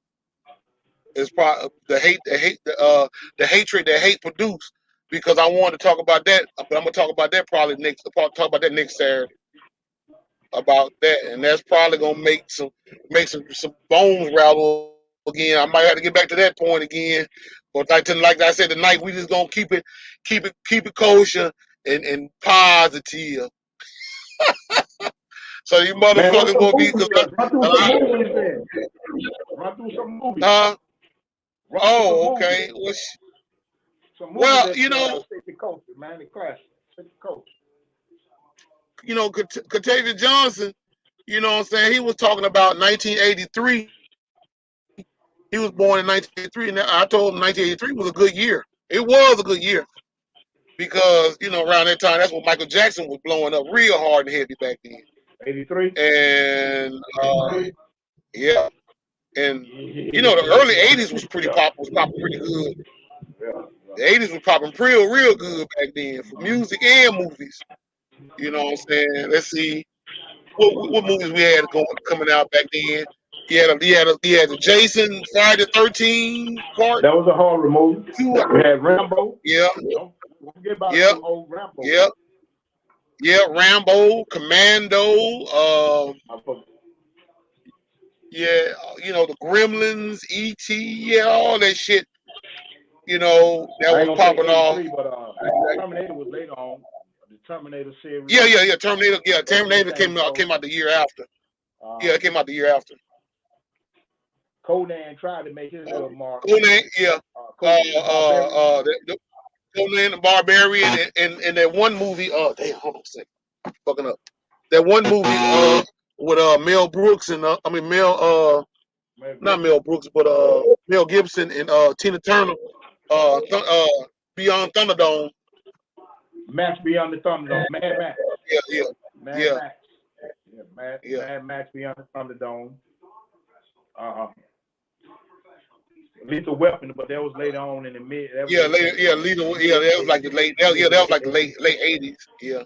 86, and then 87. Man, I can tell you, the 80s, basically that decade was off the chain. Believe it or not. Yeah. Especially with the music was changing the culture though.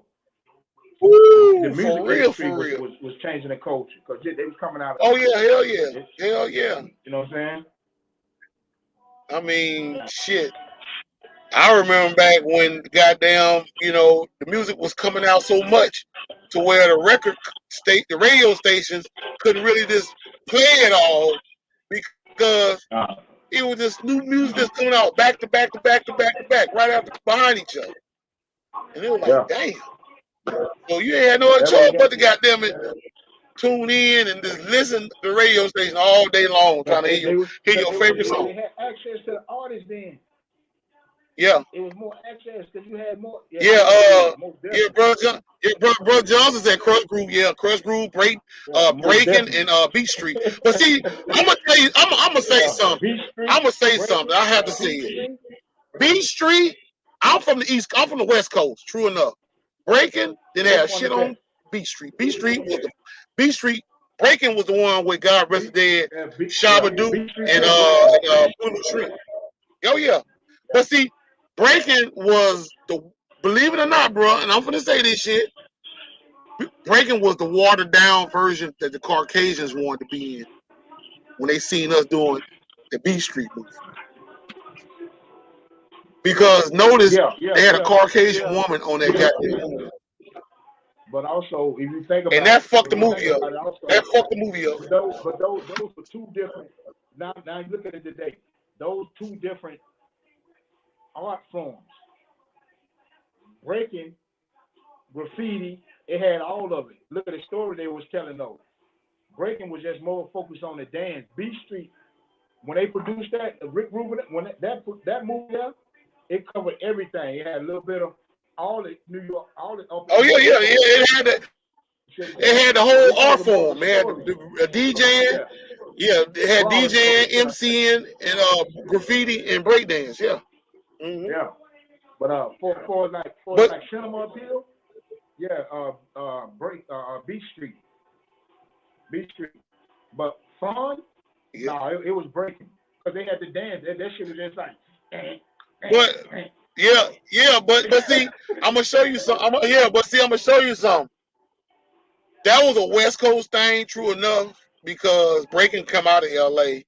But LA basically took the East Coast culture and made it a whole different type of culture, because the West Coast was more about boogalooing and locking. East Coast was more like more about breakdancing and pop locking, but it was more on the breakdancing side of the game than anything. And but like you said, it's two different elements, but at the same time, it was just like, to me, they was trying to sneak a Caucasian woman in there, because it was like too many of y'all niggas having too much fun doing all this shit. So I'm gonna put a white woman in there. All she did was just kick about 20 times. She ain't do no damn breakdancing. She was just doing some motherfucking aerobic shit. I don't know what the fuck that was. All I know, I was like, what the hell? I was like, man, is this motherfucking Richard Simmons dancing shit? And what? I was like, man, this ain't no motherfucking breakdancing. But I ain't hating it. I'm just saying, it just all it did was just open up a door for this Save the Last Dance shit and bring it on all these shit that started with, like in the late 90s, in the 2000s. They started bringing the movies like that out. Motherfucking Bring It On and goddamn Save the Last Dance. I was like, oh boy. That's that new generation. Yeah, that shit, that's so crackerjack. Yeah. Oh yeah. But I ain't gonna lie, B Street, I used to watch that movie so much, goddamn. I ain't gonna lie, I tried to do every motherfucking move there was back in the days on that goddamn video. That was the shit, and that was basically. You had the cardboard. Woo! Did we? Hell yeah! Out the backyard, put that motherfucker out there on the floor, on the ground, and had our goddamn boombox, and we were just up there doing flips and all kind of shit off a goddamn old ass couch. Hey, you remember motherfuckers used to be doing? You remember motherfuckers used to do the worm? Oh yeah. I can't do that shit now. I break every damn thing on my body. They call it the snake. Down south, we call that shit the worm. Yeah, the snake. Yeah. They call it Man, I can remember at Little Shorties, man. We used to actually be practicing, man, in backyards in Hollandale, bro.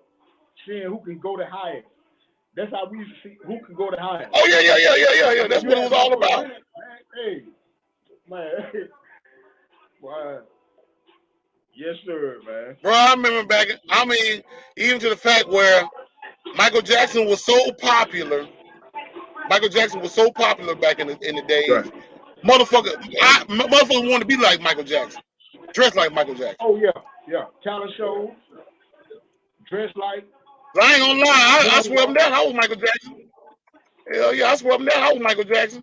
I used to come to school wearing penny loafers and shit.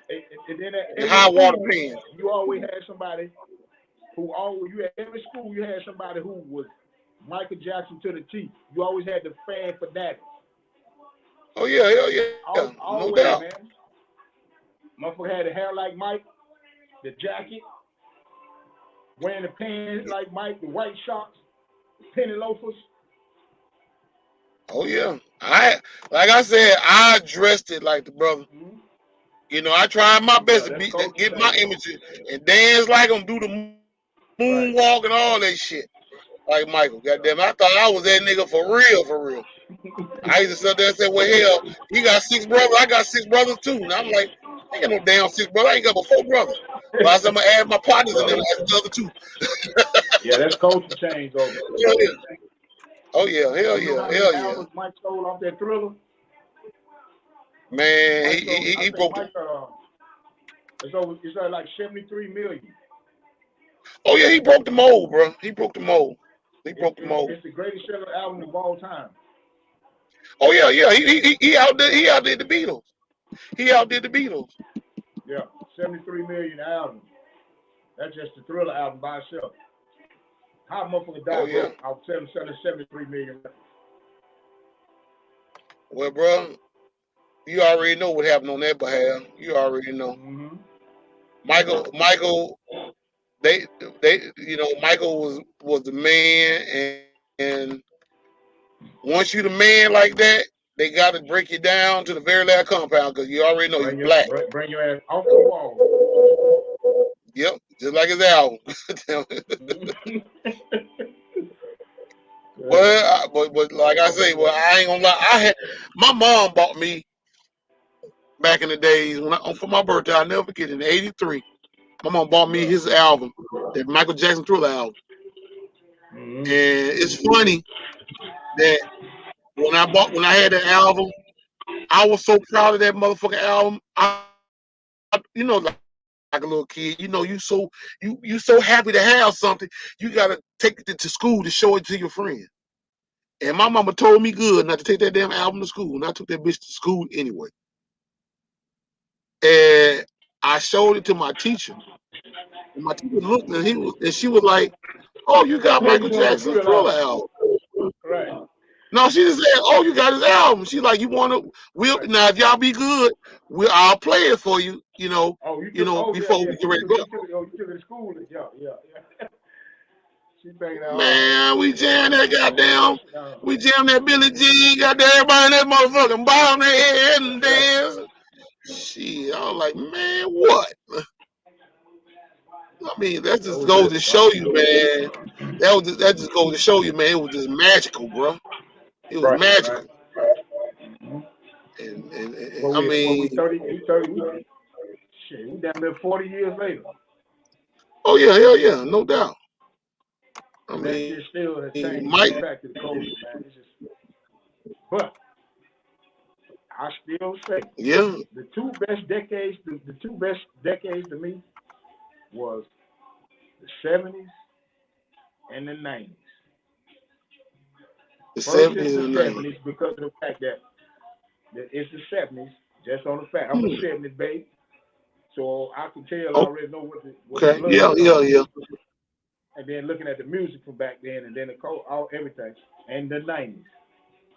The 80s will probably be 30, but definitely 70s. You think so? First is 90s, the one that I know about that I really lived through. The 90s.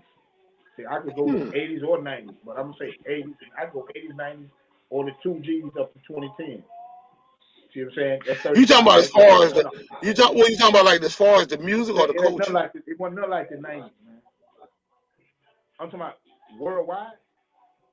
The worldwide impact. 80s was more regional. It wasn't broad. It wasn't as overseas as it is now. The 90s, hip hop changed all that. Because think about it now. Think about Yeah, yeah, yeah, yeah. Well, the yeah, of course. generation. Well, Think about how they was able to well, of cross the course, water yeah, because because the music hadn't crossed. The music hadn't crossed over into Europe and Africa like it did by the 90s because of, remember, cable. It was more streams and you had more cable channels showing the music. mhm, The artists didn't mhm. actually have to go to those places. In the 80s, you had to be a really big artist or a failing artist to even get across the pond. You just weren't doing shows over there. Nobody over there, they only knew about it if they was really in that scene over there. Oh. 90s helped hip hop get into the global market. Well, Gangster yeah, rap, I gangster can, rap, I can kind of see that because yeah, most you definitely. know the music Gangster became rap started helped. become the music started become more mainstream. Yeah, it became started becoming more mainstream. It became start becoming more mainstream because we did something that we should have never done, and that's why, and that was to Right, right. side with the devil, side with the devil. Yeah. See what I'm I'm just saying? being honest. It was then that that whole movement went global, and they knew that. It wasn't the 80s. The 80s was the time cool. The 90s was the roughest. No, cause It was see, the introduction. That's when the yeah, baby was born. yeah. That's when the devil's child was born in terms of the music influencing the culture that it does then and does today. Them TV shows ain't shit. Oh no. Hip hop, hip hop music runs this shit, brother. Hmm. Oh yeah, yeah, It most is the definitely. compass. It's the compass of the direction of the minds of where they want the people to go. Not these shows. It was the other way around. But once music was able to go global, it cut TV shows don't mean shit. Well, see, It's the music. what, well, see, the thing about it was, you know, hip hop, like I was saying earlier, like '80s hip hop. You knew Yeah. '80s hip hop was Right. basically was a lot about what was going on around in Yeah. society. Right. Right. Red Then bottom. Right. it got to the point where I mean, because like you say, you got the music that was going on in society with the music of dancing. You had the Right. dancing and you know all that old shit. Yeah. The Then it started consciousness getting and to all that. another Yeah. side. Yeah, your conscious rap. You know, like Public Enemy and you know Right. Kumo Right. D and Big Daddy Kane and all them. You Yeah. know, Big say Daddy Kane, for De La say Soul. yeah, You know. yeah, the native tongues as they Yeah. call them. Yeah. But Right. Right. you know what I'm saying? The powers that be seen all that and Right. was jotting shit down. Even with NWA niggas with attitude, when they heard that song, Gangsta Gangsta, the media took that song as, okay, this we gonna call these guys gangster rap. Which one was it? You know what I'm saying? Which one? Gangster Gangster. Gangster Oh, Gangster. gangster. Yeah. Okay. Okay. Hmm. All Because right. they All basically right. said we a gang. So they were off the top saying that gangster gangster, okay, it must be gang banging. So we gonna call them the first gangster rap. Then Ice T was rapping on. He had the crime rap going on, and it basically was Yeah. on a gang Right. banging type of situation too. So, but the gang, that type of rap music back then is nothing like when it became in the '90s. Because in the '80s, they was telling you the shit that was going on, but not to do it. You have a choice not to do it. Cause see, when Yeah. Dr. But in the Dre, 90s, it you know changed. what? I give I give you I give you a prime example. When Dr. Dre said on that Well, let me song ask you "Express Yourself," before you go into that point. uh, Are you uh, aware of the letter or the meeting that was had? oh yeah, 1991, yeah, So I'm very okay. aware of it. So Yeah. and I'm gonna ask you again. So from that, knowing that knowledge that you know now, you say, okay, now it all makes sense. Well, yeah, That because like I it said, wasn't well, just that's why I'm nothing gonna give they you a prime came with. example. That's why I'm saying I'm gonna give you a prime example of what I'm gonna say. Because Right. Dr. Dre said on the song express yourself. What he said, I don't smoke weed or sell because it give a nigga brain damage. And brain damage, you know that lyric right there. Yeah. Okay, now fast forward. He went from saying that in 1988, 89 to 1992, telling you to smoke some chronic. Now think about this. See how that changes? See how that changed? The same nigga that told you don't fuck with it. Yeah. But you fucking with it. It was giving the brain damage. Yeah. You saying you smoke the much as you can. Yeah, exactly. See, they make you eat your words and shit them bitches out at the same time. Plain and simple as that. That's why when that inside information, that's why that makes so much more sense now. But then even without that, just the speculation on the evidence of what it produced and being a product of that, you can say, damn, yeah, they right. You see what I'm saying? Because it's something you actually we lived through it. We've seen that shit. Oh yeah. But then we were so engulfed in it, the outlook, we didn't see that. It's just like, no, man, this is what it is. This is how the world is. Not knowing the big plan that they had for this shit. See? And it's the same thing that we do today. And we try to tell the youngsters about, look at the music now and what it's producing. You think they see that they think they see the homos, they don't see all this. No, it's just everybody living. But they don't understand the deep side of this shit. It ain't no more fun. Well, that's the reason why it was. That's the reason why it was created. It was created to basically throw you off, because see, that was their insight from the beginning, back in the 90s when we was talking about that letter. See, you gotta understand, we wasn't the only ones listening to our music. Their kids were listening to it too. That's the reason why they changed the game. It had nothing to do with trying to make us aware of whatever the fuck it was going on, because we the one wrote the shit. They was pissed off that their kids was listening to it. Because think about it. You come home, you a fucking elitist. You come home and look in your child's room, there's a picture with Public Enemy, X-Clan, Poor Righteous Teachers, and fucking KRS-One in the room. What the fuck? What a Bon Jovi poster? What a goddamn Kiss poster? What a AC/DC posters? Why you got these niggas on your wall? Right. And then you question. Then they question me. Then my child's questioning me, asking me, why did we kill Malcolm X? Why did we kill Dr. King? And I can't give them the real answer. That's deep. That's deep what you just said. Damn. Yeah. So I mean, they had to change. They had to go in there and change it. Yeah, they had to go in there and change it. My kids ain't got no business questioning me about what we did to some niggas. No, we gotta get this shit up out of here quick. So yeah, they had that goddamn meeting anymore. You see how they, but it's also how they redirected it, because it seemed like it was putting their seeds, but then it was bringing our seeds together, and it seemed like you see what I'm saying? That's just another aspect of it. They see the unification coming through it, and then the separation coming from their side. Now, hold on. Oh yeah. Oh no, they getting together. You drawing away. Oh no, I gotta step in and do something about that. Bro, because just think about it though. And plus, I don't like you already. But brother Judah, just think about it. Around that time, they had the TV show Donahue on. Right. Remember Donahue? Yeah. They had all type of empowering black people on that damn show.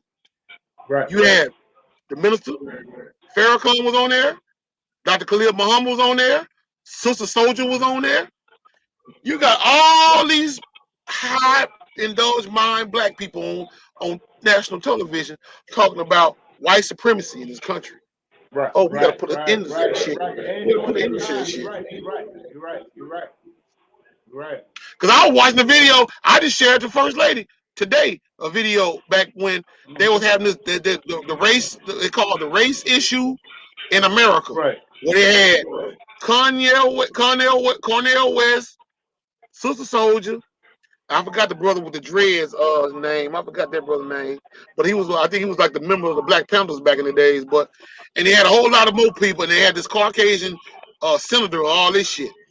But but Sister Soldier was tearing asses up in that damn meeting on that show. Yeah, I think I seen him when he had the all black on with the braids.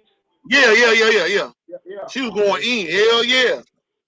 And they couldn't stand that sister for shit. I love Sister Soldier. And she was spitting too. She was spitting that fire. Yeah. Ooh, couldn't fuck with her. She was real cool. Her and Yo-Yo She's was still. real cool. Oh yeah. Yo-Yo was another activist on the West Coast. Yeah. She was spitting real too. Cause she the one came up with that.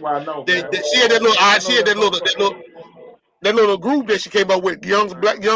What that shit was? Young black women. I forgot that shit. Crazy. Because now that I think about, I look back and how this shit just came to my mind. I ain't mean to cut you off, bro. No, go ahead, bro. Go ahead. You good? Like Dre came out of that deal better than anybody. That whole meeting they was at, out of everybody, Dre came out better than anybody. Mm-hmm. It's just something kind of odd about that. That's why, like that whole beat headphone shit, like that shit. When I heard it, I'm like, yeah, that's cool, yeah. But I'm like, nah.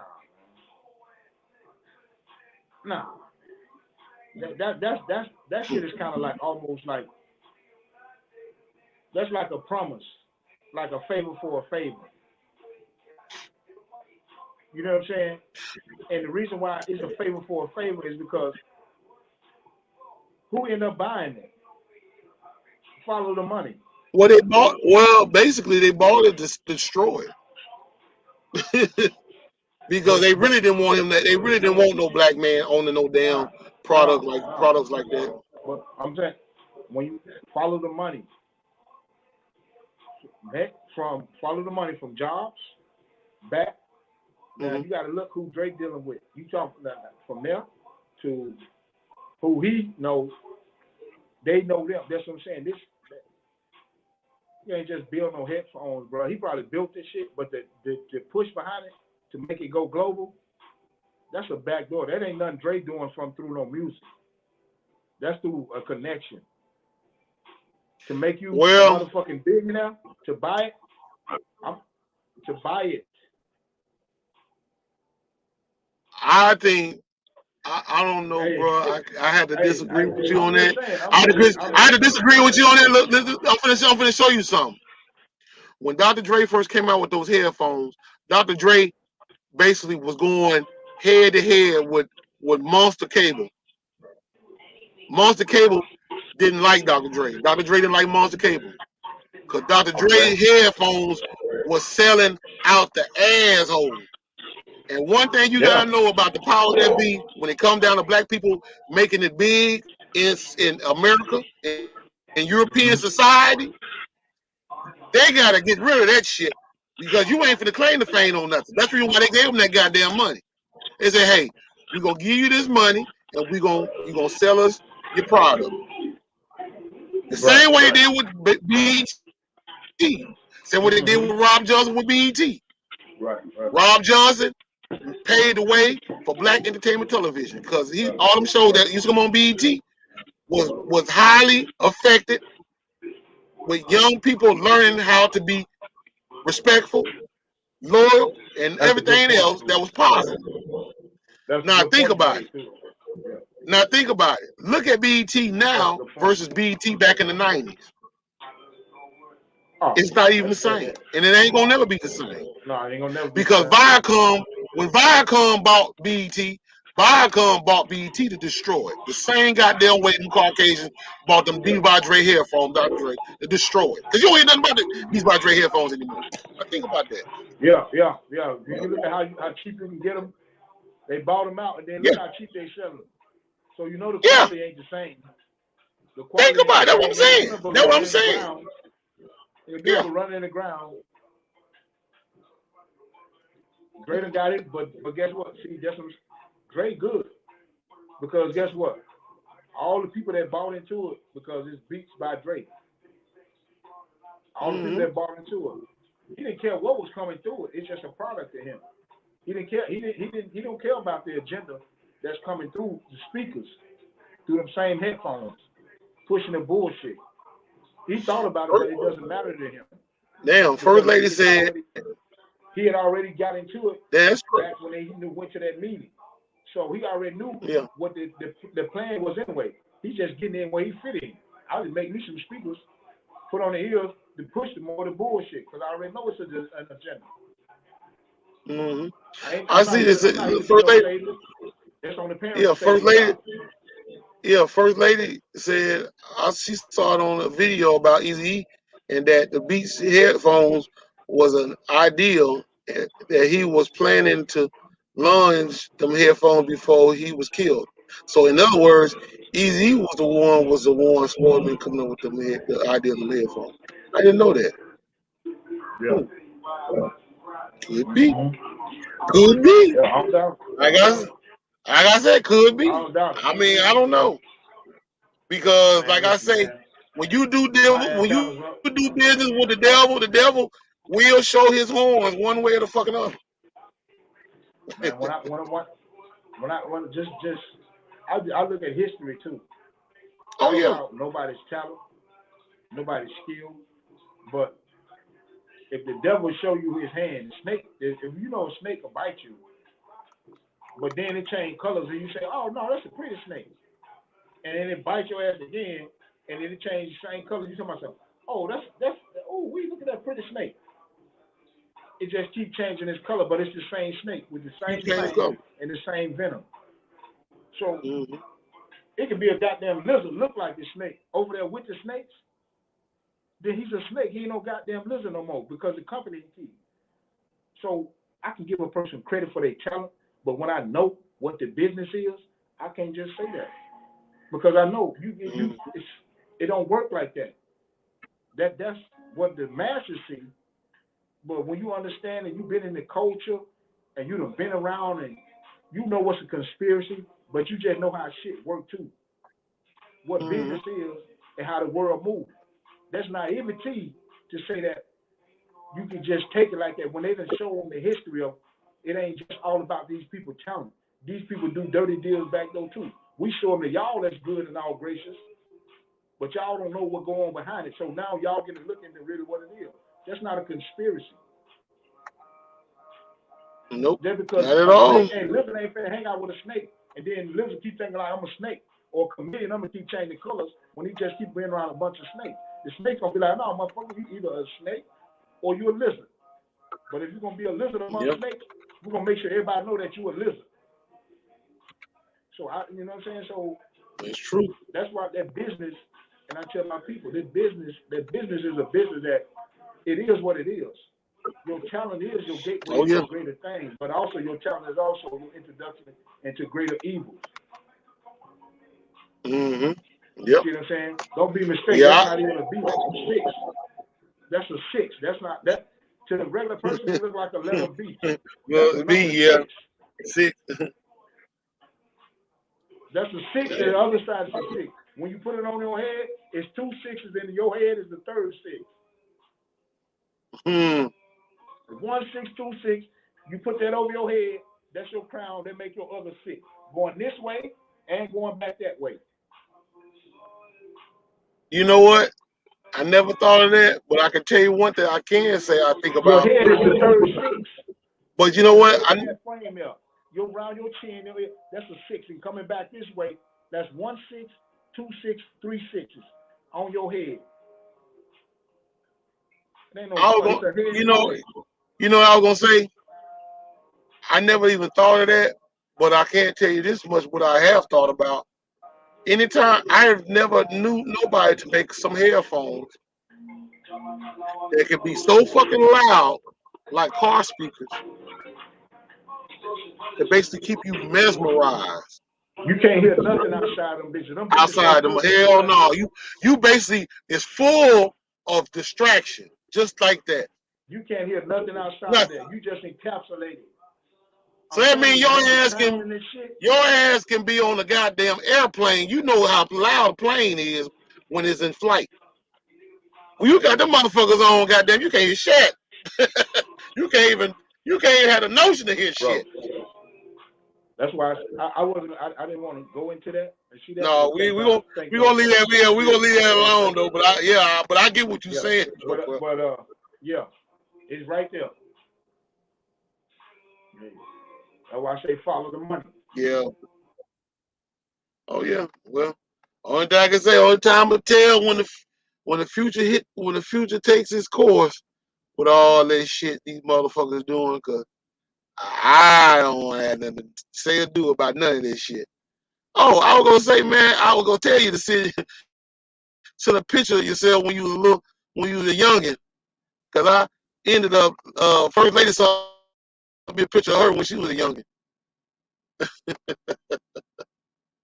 First lady, I'm finna put you on blast, so get ready. We get close to the last part of the podcast.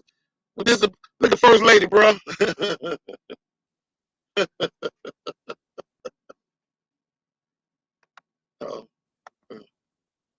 You mute. Hey, cut your mic on, Judah. Your mic is off. Yeah, No, what you was saying, bro? The oldest one I got was like 23, but my aunt, this first lady right here. Yeah, that's her. Yeah. I don't got no pictures back in there. Look, she's smiling big too. I don't got no pictures of the youngest picture I got in my phone is 23. My aunt got all that. Squirrel my calendar. Okay. Yeah, shout out to Cal. When I go home, I'm gonna fish. I'm gonna fish and bring some of them. She gave it to me before, but I had that phone. I lost that phone, man. Shit, a couple years ago. But yeah, my aunt got all of them. Yeah, I told her. I said she was a little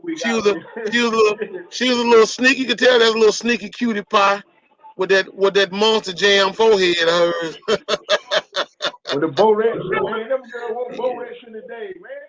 Oh yeah. Yeah, I know it. I gotta get that shit, man. And my thing is that wasn't no weed. That was really their hair. Now think about that.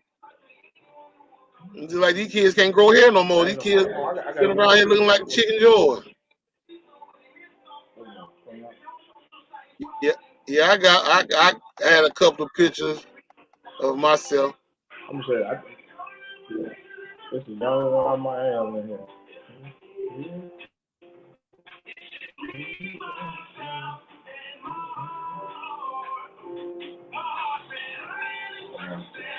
Now this picture right here. I'm gonna send you one. This is the youngest one I got, bro.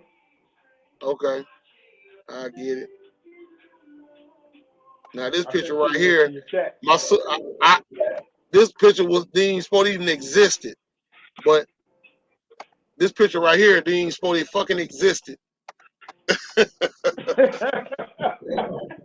Chris from fucking Boys in the Hood right there, my nigga.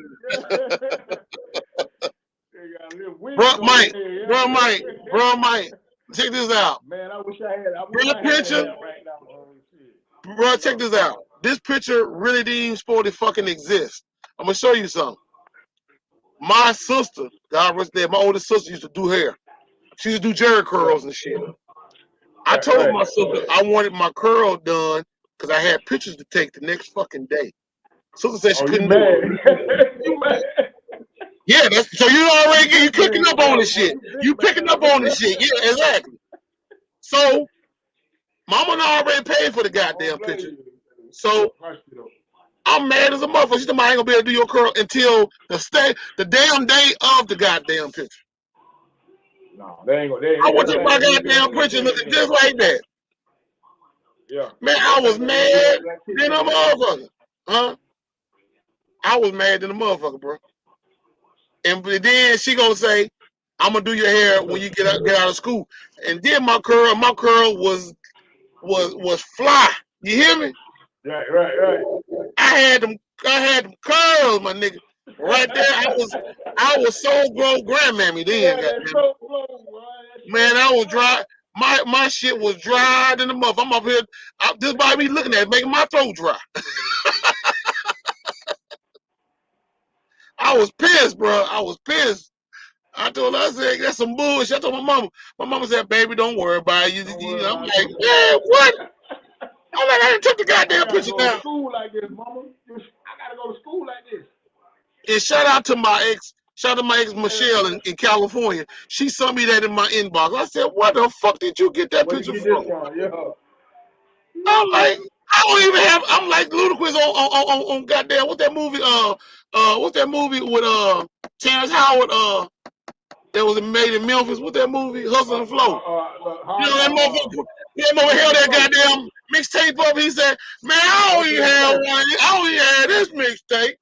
That's how I was like, oh yeah, that goddamn picture. I thought that motherfucker didn't dismantle in the goddamn universe the motherfucker wear. And she brought me that motherfucker. I was like, God damn it. Hey, but KR, guess what? Brother KR, guess what? You ain't, hey, at least you wasn't in Chicago. You ain't had to walk through. Mine was slick on the sides. I used to put the gel, I had that bitch, and slick that bitch on my side like a Running DeVoe, or Bill DeVoe. Oh, hell no. Man, by the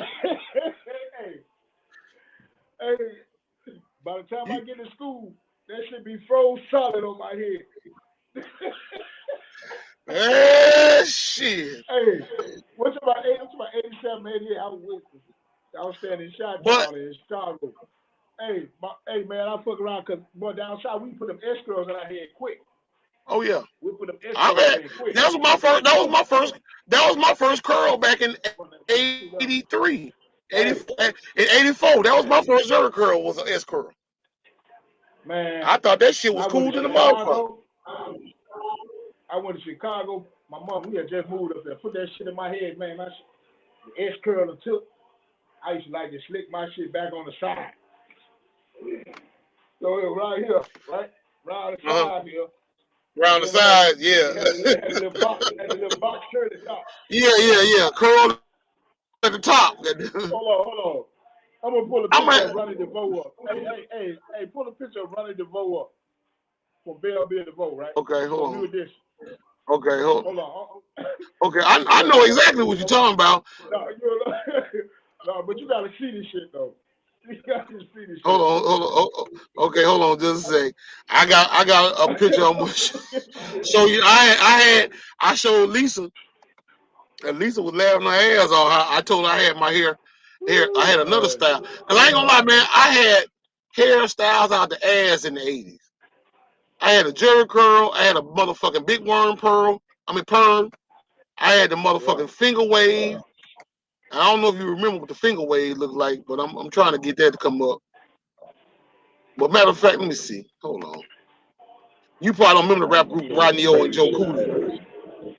Man, I done had some styles out of the motherfucking world, bro. And my sister did damn near all of them. Hold on, here we go. Watch this shit. I had this motherfucking style. Hold on, come on. Yeah, man. Now this shit right here was. But like I say, man, shit. I mean, even to the shag, I had that. Shag, the motherfucking shag. We call them the wops down south, but they call them the gumbies up in Chi-Town on the west, on the Midwest. The wop. Now I had this style right here, bro. Gumby. I had that style right there, finger wave. Nah, man. That's Cali. Yes, sir. Yeah, Rodney O and Joe Cooley. Yeah, that's Cali though. Yeah, Jerry Curl. Jerry Curl. We had nigga rocking finger waves, you know, because a lot of people stop doing that. Oh yeah. But see, the thing about it, I didn't even realize that was a dope boys look. Because most dope dealers in LA had that hairstyle. And them gazelle glasses and shit.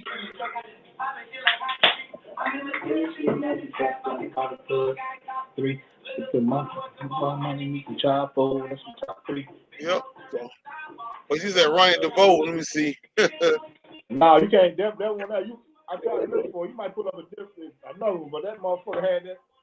Man, that shit was like that right here. And they had the box, but it was curled at the top. Mhm. But I used to slap, man, like, man, put my shit like this, man. Had them little badass Puerto Ricans up there. I don't know. Hell, this is all. Now this one right here, I don't know. Spanish neighborhood. It won number 2 blacks. It won number 2 black families in the neighborhood. Shit, man, I came from down south, man. Man, shit. That shit was on and popping, man. I mean, even when you had your hair, when I got my hair permed and shit, and you wash it, put water on it, slick it back, goddamn, that shit was clean in the motherfucker. You thought your hair was bare white, goddamn, with that shit on your head back in the day.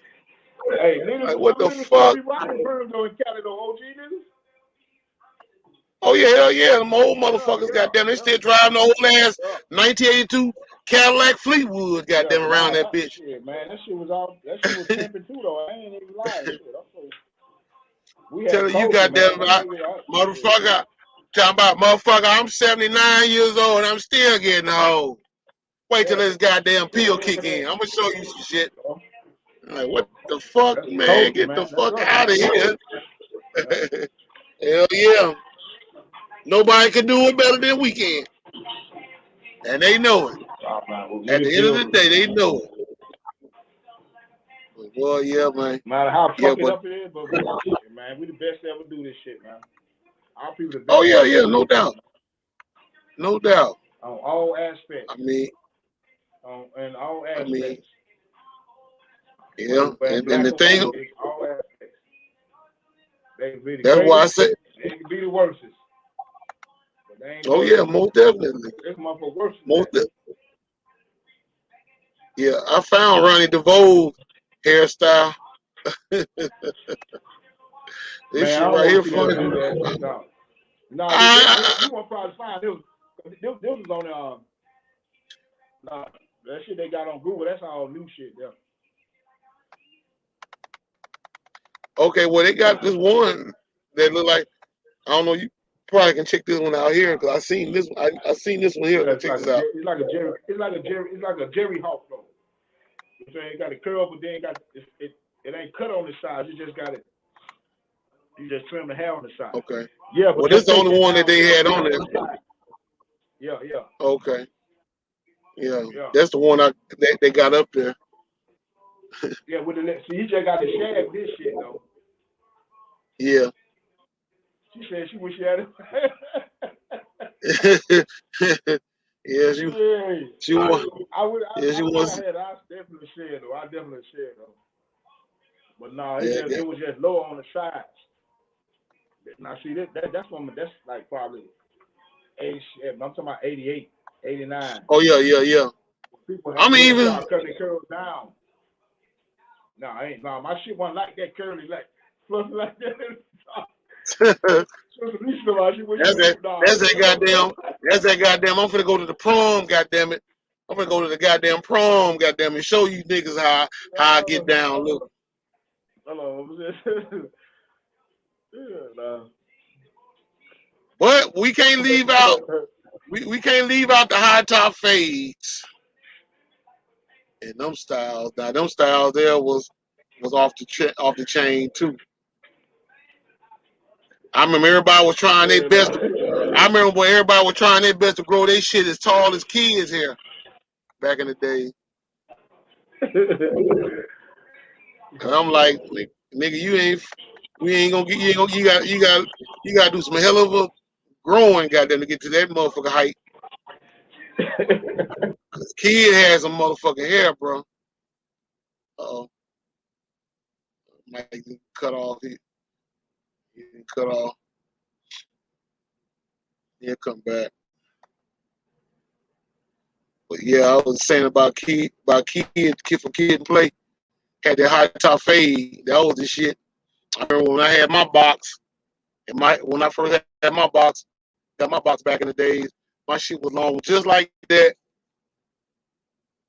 I thought that was everything back in the day when you had a fade like that. Of course, Play had the swoop, you know what I'm saying? I had that cut too, but that was the shit. You couldn't motherfucker tell you nothing back in the day. Goddamn. I mean, I see that the new generation call itself trying to bring this style back out a little bit. But yeah, but this was the original back in the 80s, late 80s. You know what I'm saying? Them boxes, high top fade. That was the shit. Matter of fact, I can show y'all a picture of me. I know y'all see it on my profile on Facebook. A picture of me back when I was 16. And I had the fade. Yeah, that was everything. I had that Tupac swivel cut swivel in the front, but you can't see it on the picture. But I had that part like Pac had back in the day. That shit there was off the chain though. That was the look. That was the look. Yep, that was me. I was rocking that motherfucking fade with the part. That was me mugging on there. I just had gotten into it with my damn cousin at that time. Mike, you remember that? You remember that style? Remember we rocking that style back in the day? Yeah. That's a step. Hell yeah, that was the shit. Hell yeah. I remember what's name put 3 of them. In New York, motherfuckers in New York were taking that shit. They had like 3, 4 steps in it. 3 of them, yeah, 3 of them. Cause old boy that danced in the group with Big Bub from Today, he had 3 of them bitches. And I had Fred Tyler do me one because shout out to Fred. Fred did mine like that. Bro. I thought that was everything.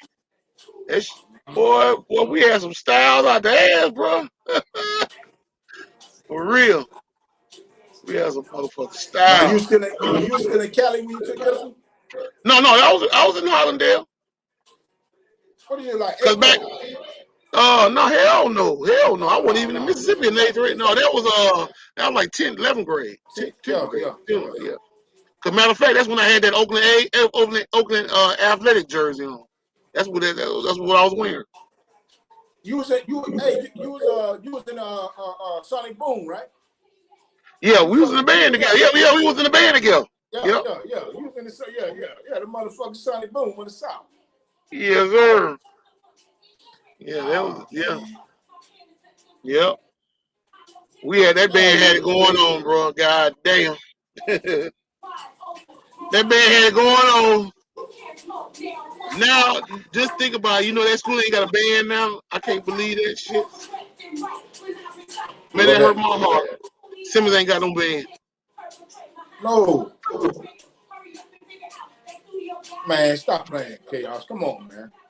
When is the last time you heard them talk about the band? You heard Simmons band? Ask anybody. Ain't no music popping. Nope. They had that. Somebody told me they had a band director up there, but I don't know. They fired her. She was. They said she was bringing her girlfriend. I don't know, some goof ass shit going on at that school. But all I know is not like it used to be up there. It's done. Well. Ain't no knock on a football player, but goddamn, back in the day, they sure won't come to see them play football though. Not like that. Ooh, hell no. I mean, even when I first moved to Hollandale, this was some real shit. I remember going to the first football game, and when I went to that football game, it wasn't hardly too much people. There was people there, but it wasn't that many folks. But when the halftime show came, motherfuckers was coming in groves. That's all shit. I'm talking about it was wall to wall. They wanted to see the band. But the boy went out there and played, but I don't know if it was bad coaching, but football team shit, man. We had better competition, I guess, but we were getting slaughtered. I mean, they had fights, but goddamn it, people come see the band. I remember one time they let them win. They would let Simmons win on homecoming. They said they just didn't want Simmons to feel bad to be losing on homecoming. I was like, that's fucked up. We had some bad So they feel seasons. sorry for you. We had some bad football seasons, bro. When I was the late 80s, going from 90 on up through till I got out of there, from 94. 88, we had some good, 87, 88, we had decent teams, but we ain't never get to we ain't go nowhere with it. Man, after that shit, we ain't similar. It wasn't nobody coming through really fucking with that running back spot. Damn. You know what I'm saying? Them games that we was holding on in the late 80s, that's because we had a run game, but shit. Goddamn, we went to cut home and got blown out 50-0. We playing the band, marching ass, man. Yeah. So we had teams like that, but no, that shit like that. Seems like never had no team. That's why them young bulls they got in there now. They've won a couple of them few states. Yeah, that's the best that happened to that program outside of '76 when Charles Davis was playing. Yeah. Yeah, cuz God rest his dead. Yeah, God rest his dead, cuz. You know he in the family, me and him in the family together. Yeah. Charles Davis, yeah. Mm-hmm. Yeah, country, yeah. Country. I didn't even know it until he told me. He said, "You know we some related too." I said, "No." I said, "Are we?" He said, "Yeah." Mm-hmm. Yeah, country played in NFL, man. But outside of that team, now the 77ers ain't really never had no football. And somebody, baseball and somebody told been pretty decent. They said that's who should have been coaching that goddamn school. It was Country. They said Country should have been the one coaching that coaching the football team. But they didn't want to fuck with him because he was fucking with that shit back then. Yeah, he got to be in the right frame. Yeah. Well, they could have helped. They could have helped fam out if they wanted to. It's just these motherfuckers. They just got the, It's just like I don't want to help a motherfucker that's gonna be better than me. That's basically what it is. Who ain't who got their own mind. Yeah, exactly. There it is. Mind. Right. You can't control me. Mm-hmm. Yeah. That's fucked up. Yeah, I'm gonna share one more picture before I get up out of here tonight. This picture I showed my chauffeur lady, bro. This was in California. This was in LA too. There's another Jerry curl picture. That curl kind of look a little bit better than the first one. That's my nephew. That's my nephew Mark King. My oldest nephew. That's him doing that old bullshit with the rabbit ears behind my head. Yeah, we used to do that. Yeah, we used to do that. Yeah. If you see the shoes I got on, them was Troops. Remember the shoes, Troop? No, Troop? Troops, yeah. Black and white Troops. I see the emblem on the side right there. Yeah, and my damn khakis. I had the gangster khakis on. LLs. Yeah, the LLs, Troops. Yeah. Hey, but in Chicago, man, they were smoking. They were dropping boy for wearing them right there, boy. You could be in the wrong neighborhood, right? Yeah, because of the crown that's on them. Oh, okay, yeah. You can wear that. You can wear that in certain neighborhoods in Chicago. Well, you know what? Around that time, we had our little struggle with the shoes. British Knights and Colonial Knights. Yeah. BKCK. Yeah, BKs too. Yep. Yeah. You already know what that was. Yeah. Well, BKs in California was Blood Killer and CK was Crip Killer, because it was kind of obvious when the British Knight shoes came out, they automatically came out with Colonial Nikes. And I'm like, I'm like, what kind of shit is that? All right, BKCK, I said, these motherfuckers trying to talk some gang shit. Right. And they had I think British Knights only had like three colors: red, blue, and black, and white. No, they had the white and black. The white and black was the first. White and black, yeah, white and black. White and black. White and black, red and black. No, white and black, red and black. And I think they had some blue ones, I think. I don't know, I can't remember. Yeah, because British Knight and Troop came in. When LL, they gave Troop that deal. They gave LL a deal. British Knight was a little bit before that. Mm-hmm. But then LL, by him being in hip-hop, he had got the push because then Troop had dropped. But British Knight was first stepping. They was stepping on shit. Motherfucker was rocking BKs heavy. I know down south it was. But see, Troop came I had a whole troop suit. Yeah. Hold on, I'm gonna put it up. Everybody used to wear them motherfucking troop suits and Nike suits, Puma and Adidas. You had no suit, nigga. You wasn't shit. Damn, boy. I remember I had a goddamn whole green Nike suit with my damn with my name and shit on that motherfucker. Like I said, we still can buy them troops today. Oh, for real? Oh yeah, I seen it. It came across my timeline because somebody brought the suit that brought the company back.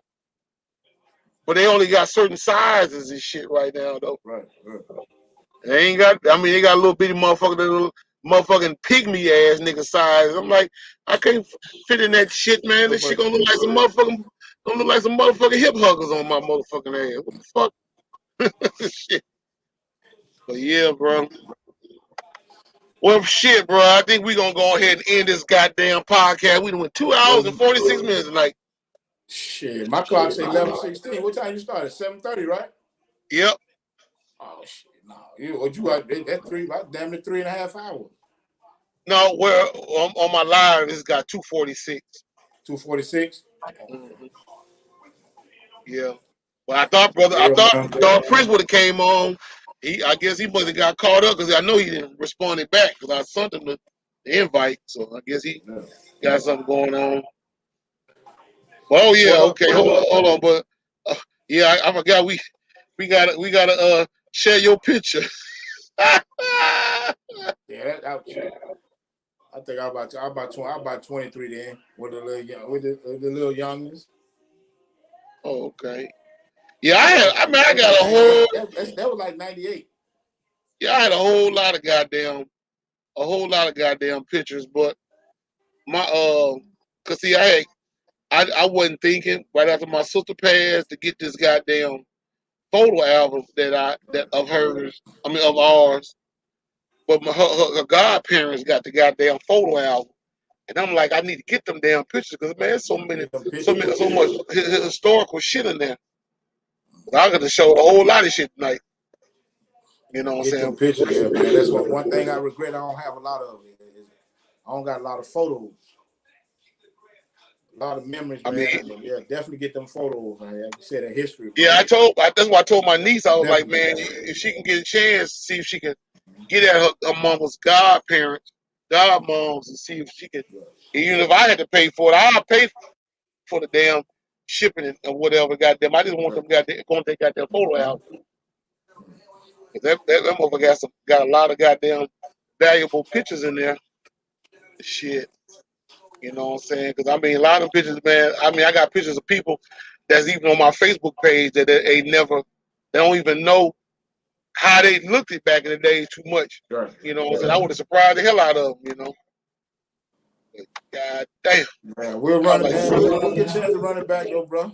We'll get a chance to run it back. Oh, yeah, most definitely. Damn. I tell you what, we can go ahead and call it the night, bro. But shit, we're gonna do one. We're gonna go back in full form, goddamn, next week with the hate that hate produce, the hatred that hate produce. It's gonna be the subject matter, and I think I'm gonna be talking about some shit that's gonna be like, whoa. Get back on, no doubt. Yep, just hit me up, man. Whenever you're ready, shit. You know I'm ready. If I got something going on, I'll tap in with you, let you know, hey, bro, I can't make it. But yeah, most definitely, man. It's always a pleasure, brother. All right, bro. Well, we'll holler at you though. Yes, sir. All right, peace out, bro. Peace out. Yes, sir. All day. That was my brother Judah. And that is going to conclude tonight's show. Shout out to all you guys that watched tonight. And to my brother Johnson, don't be a stranger, bro. Always, you're always welcome. If you want to chime in on some stuff, man, I can see your link. You can come on and voice your opinion about stuff, man, because this is what we do every week around this time. You know what I'm saying? You know what I'm saying? I take my podcast everywhere I go. I'm live right here in the back of my truck, believe it or not. So, you know what I'm saying? Shout out to you. And shout out to my first lady as always holding down the fort of this podcast. You know what I'm saying? She's my manager. She's every damn thing to me. You know what I'm saying? So okay, tell her I said good night and y'all be good and stop procrastinating yourself and beating up on each other, doing all kind of crazy stuff and stop teasing Max. Y'all gonna fool around there and Max gonna catch y'all slipping one day and whoop y'all ass. Y'all leave him alone. Oh boy.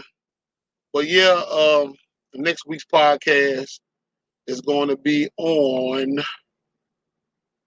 It's going to be on the hatred that hate produce, and we're going to go deep down in the surface of racism in America.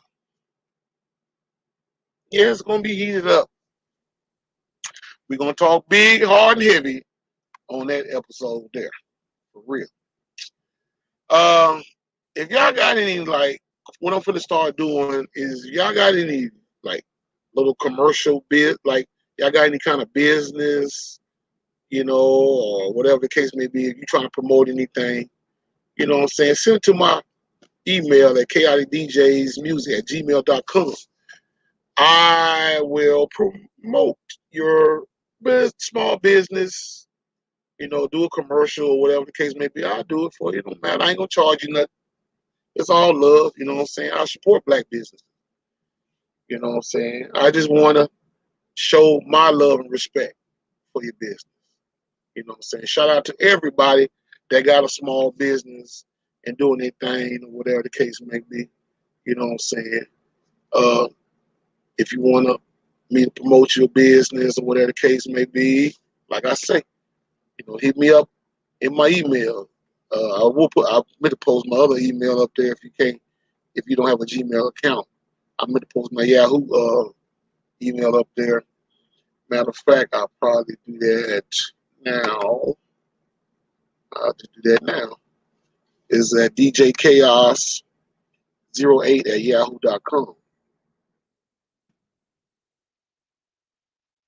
You know what I'm saying? And I will promote your business.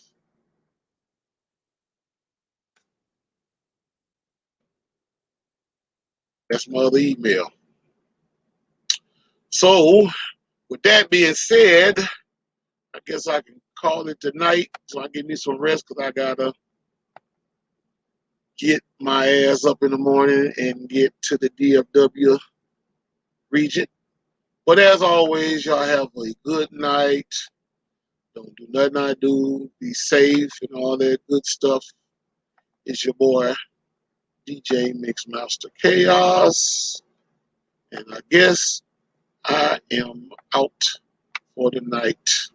Y'all have a good night. Deuces.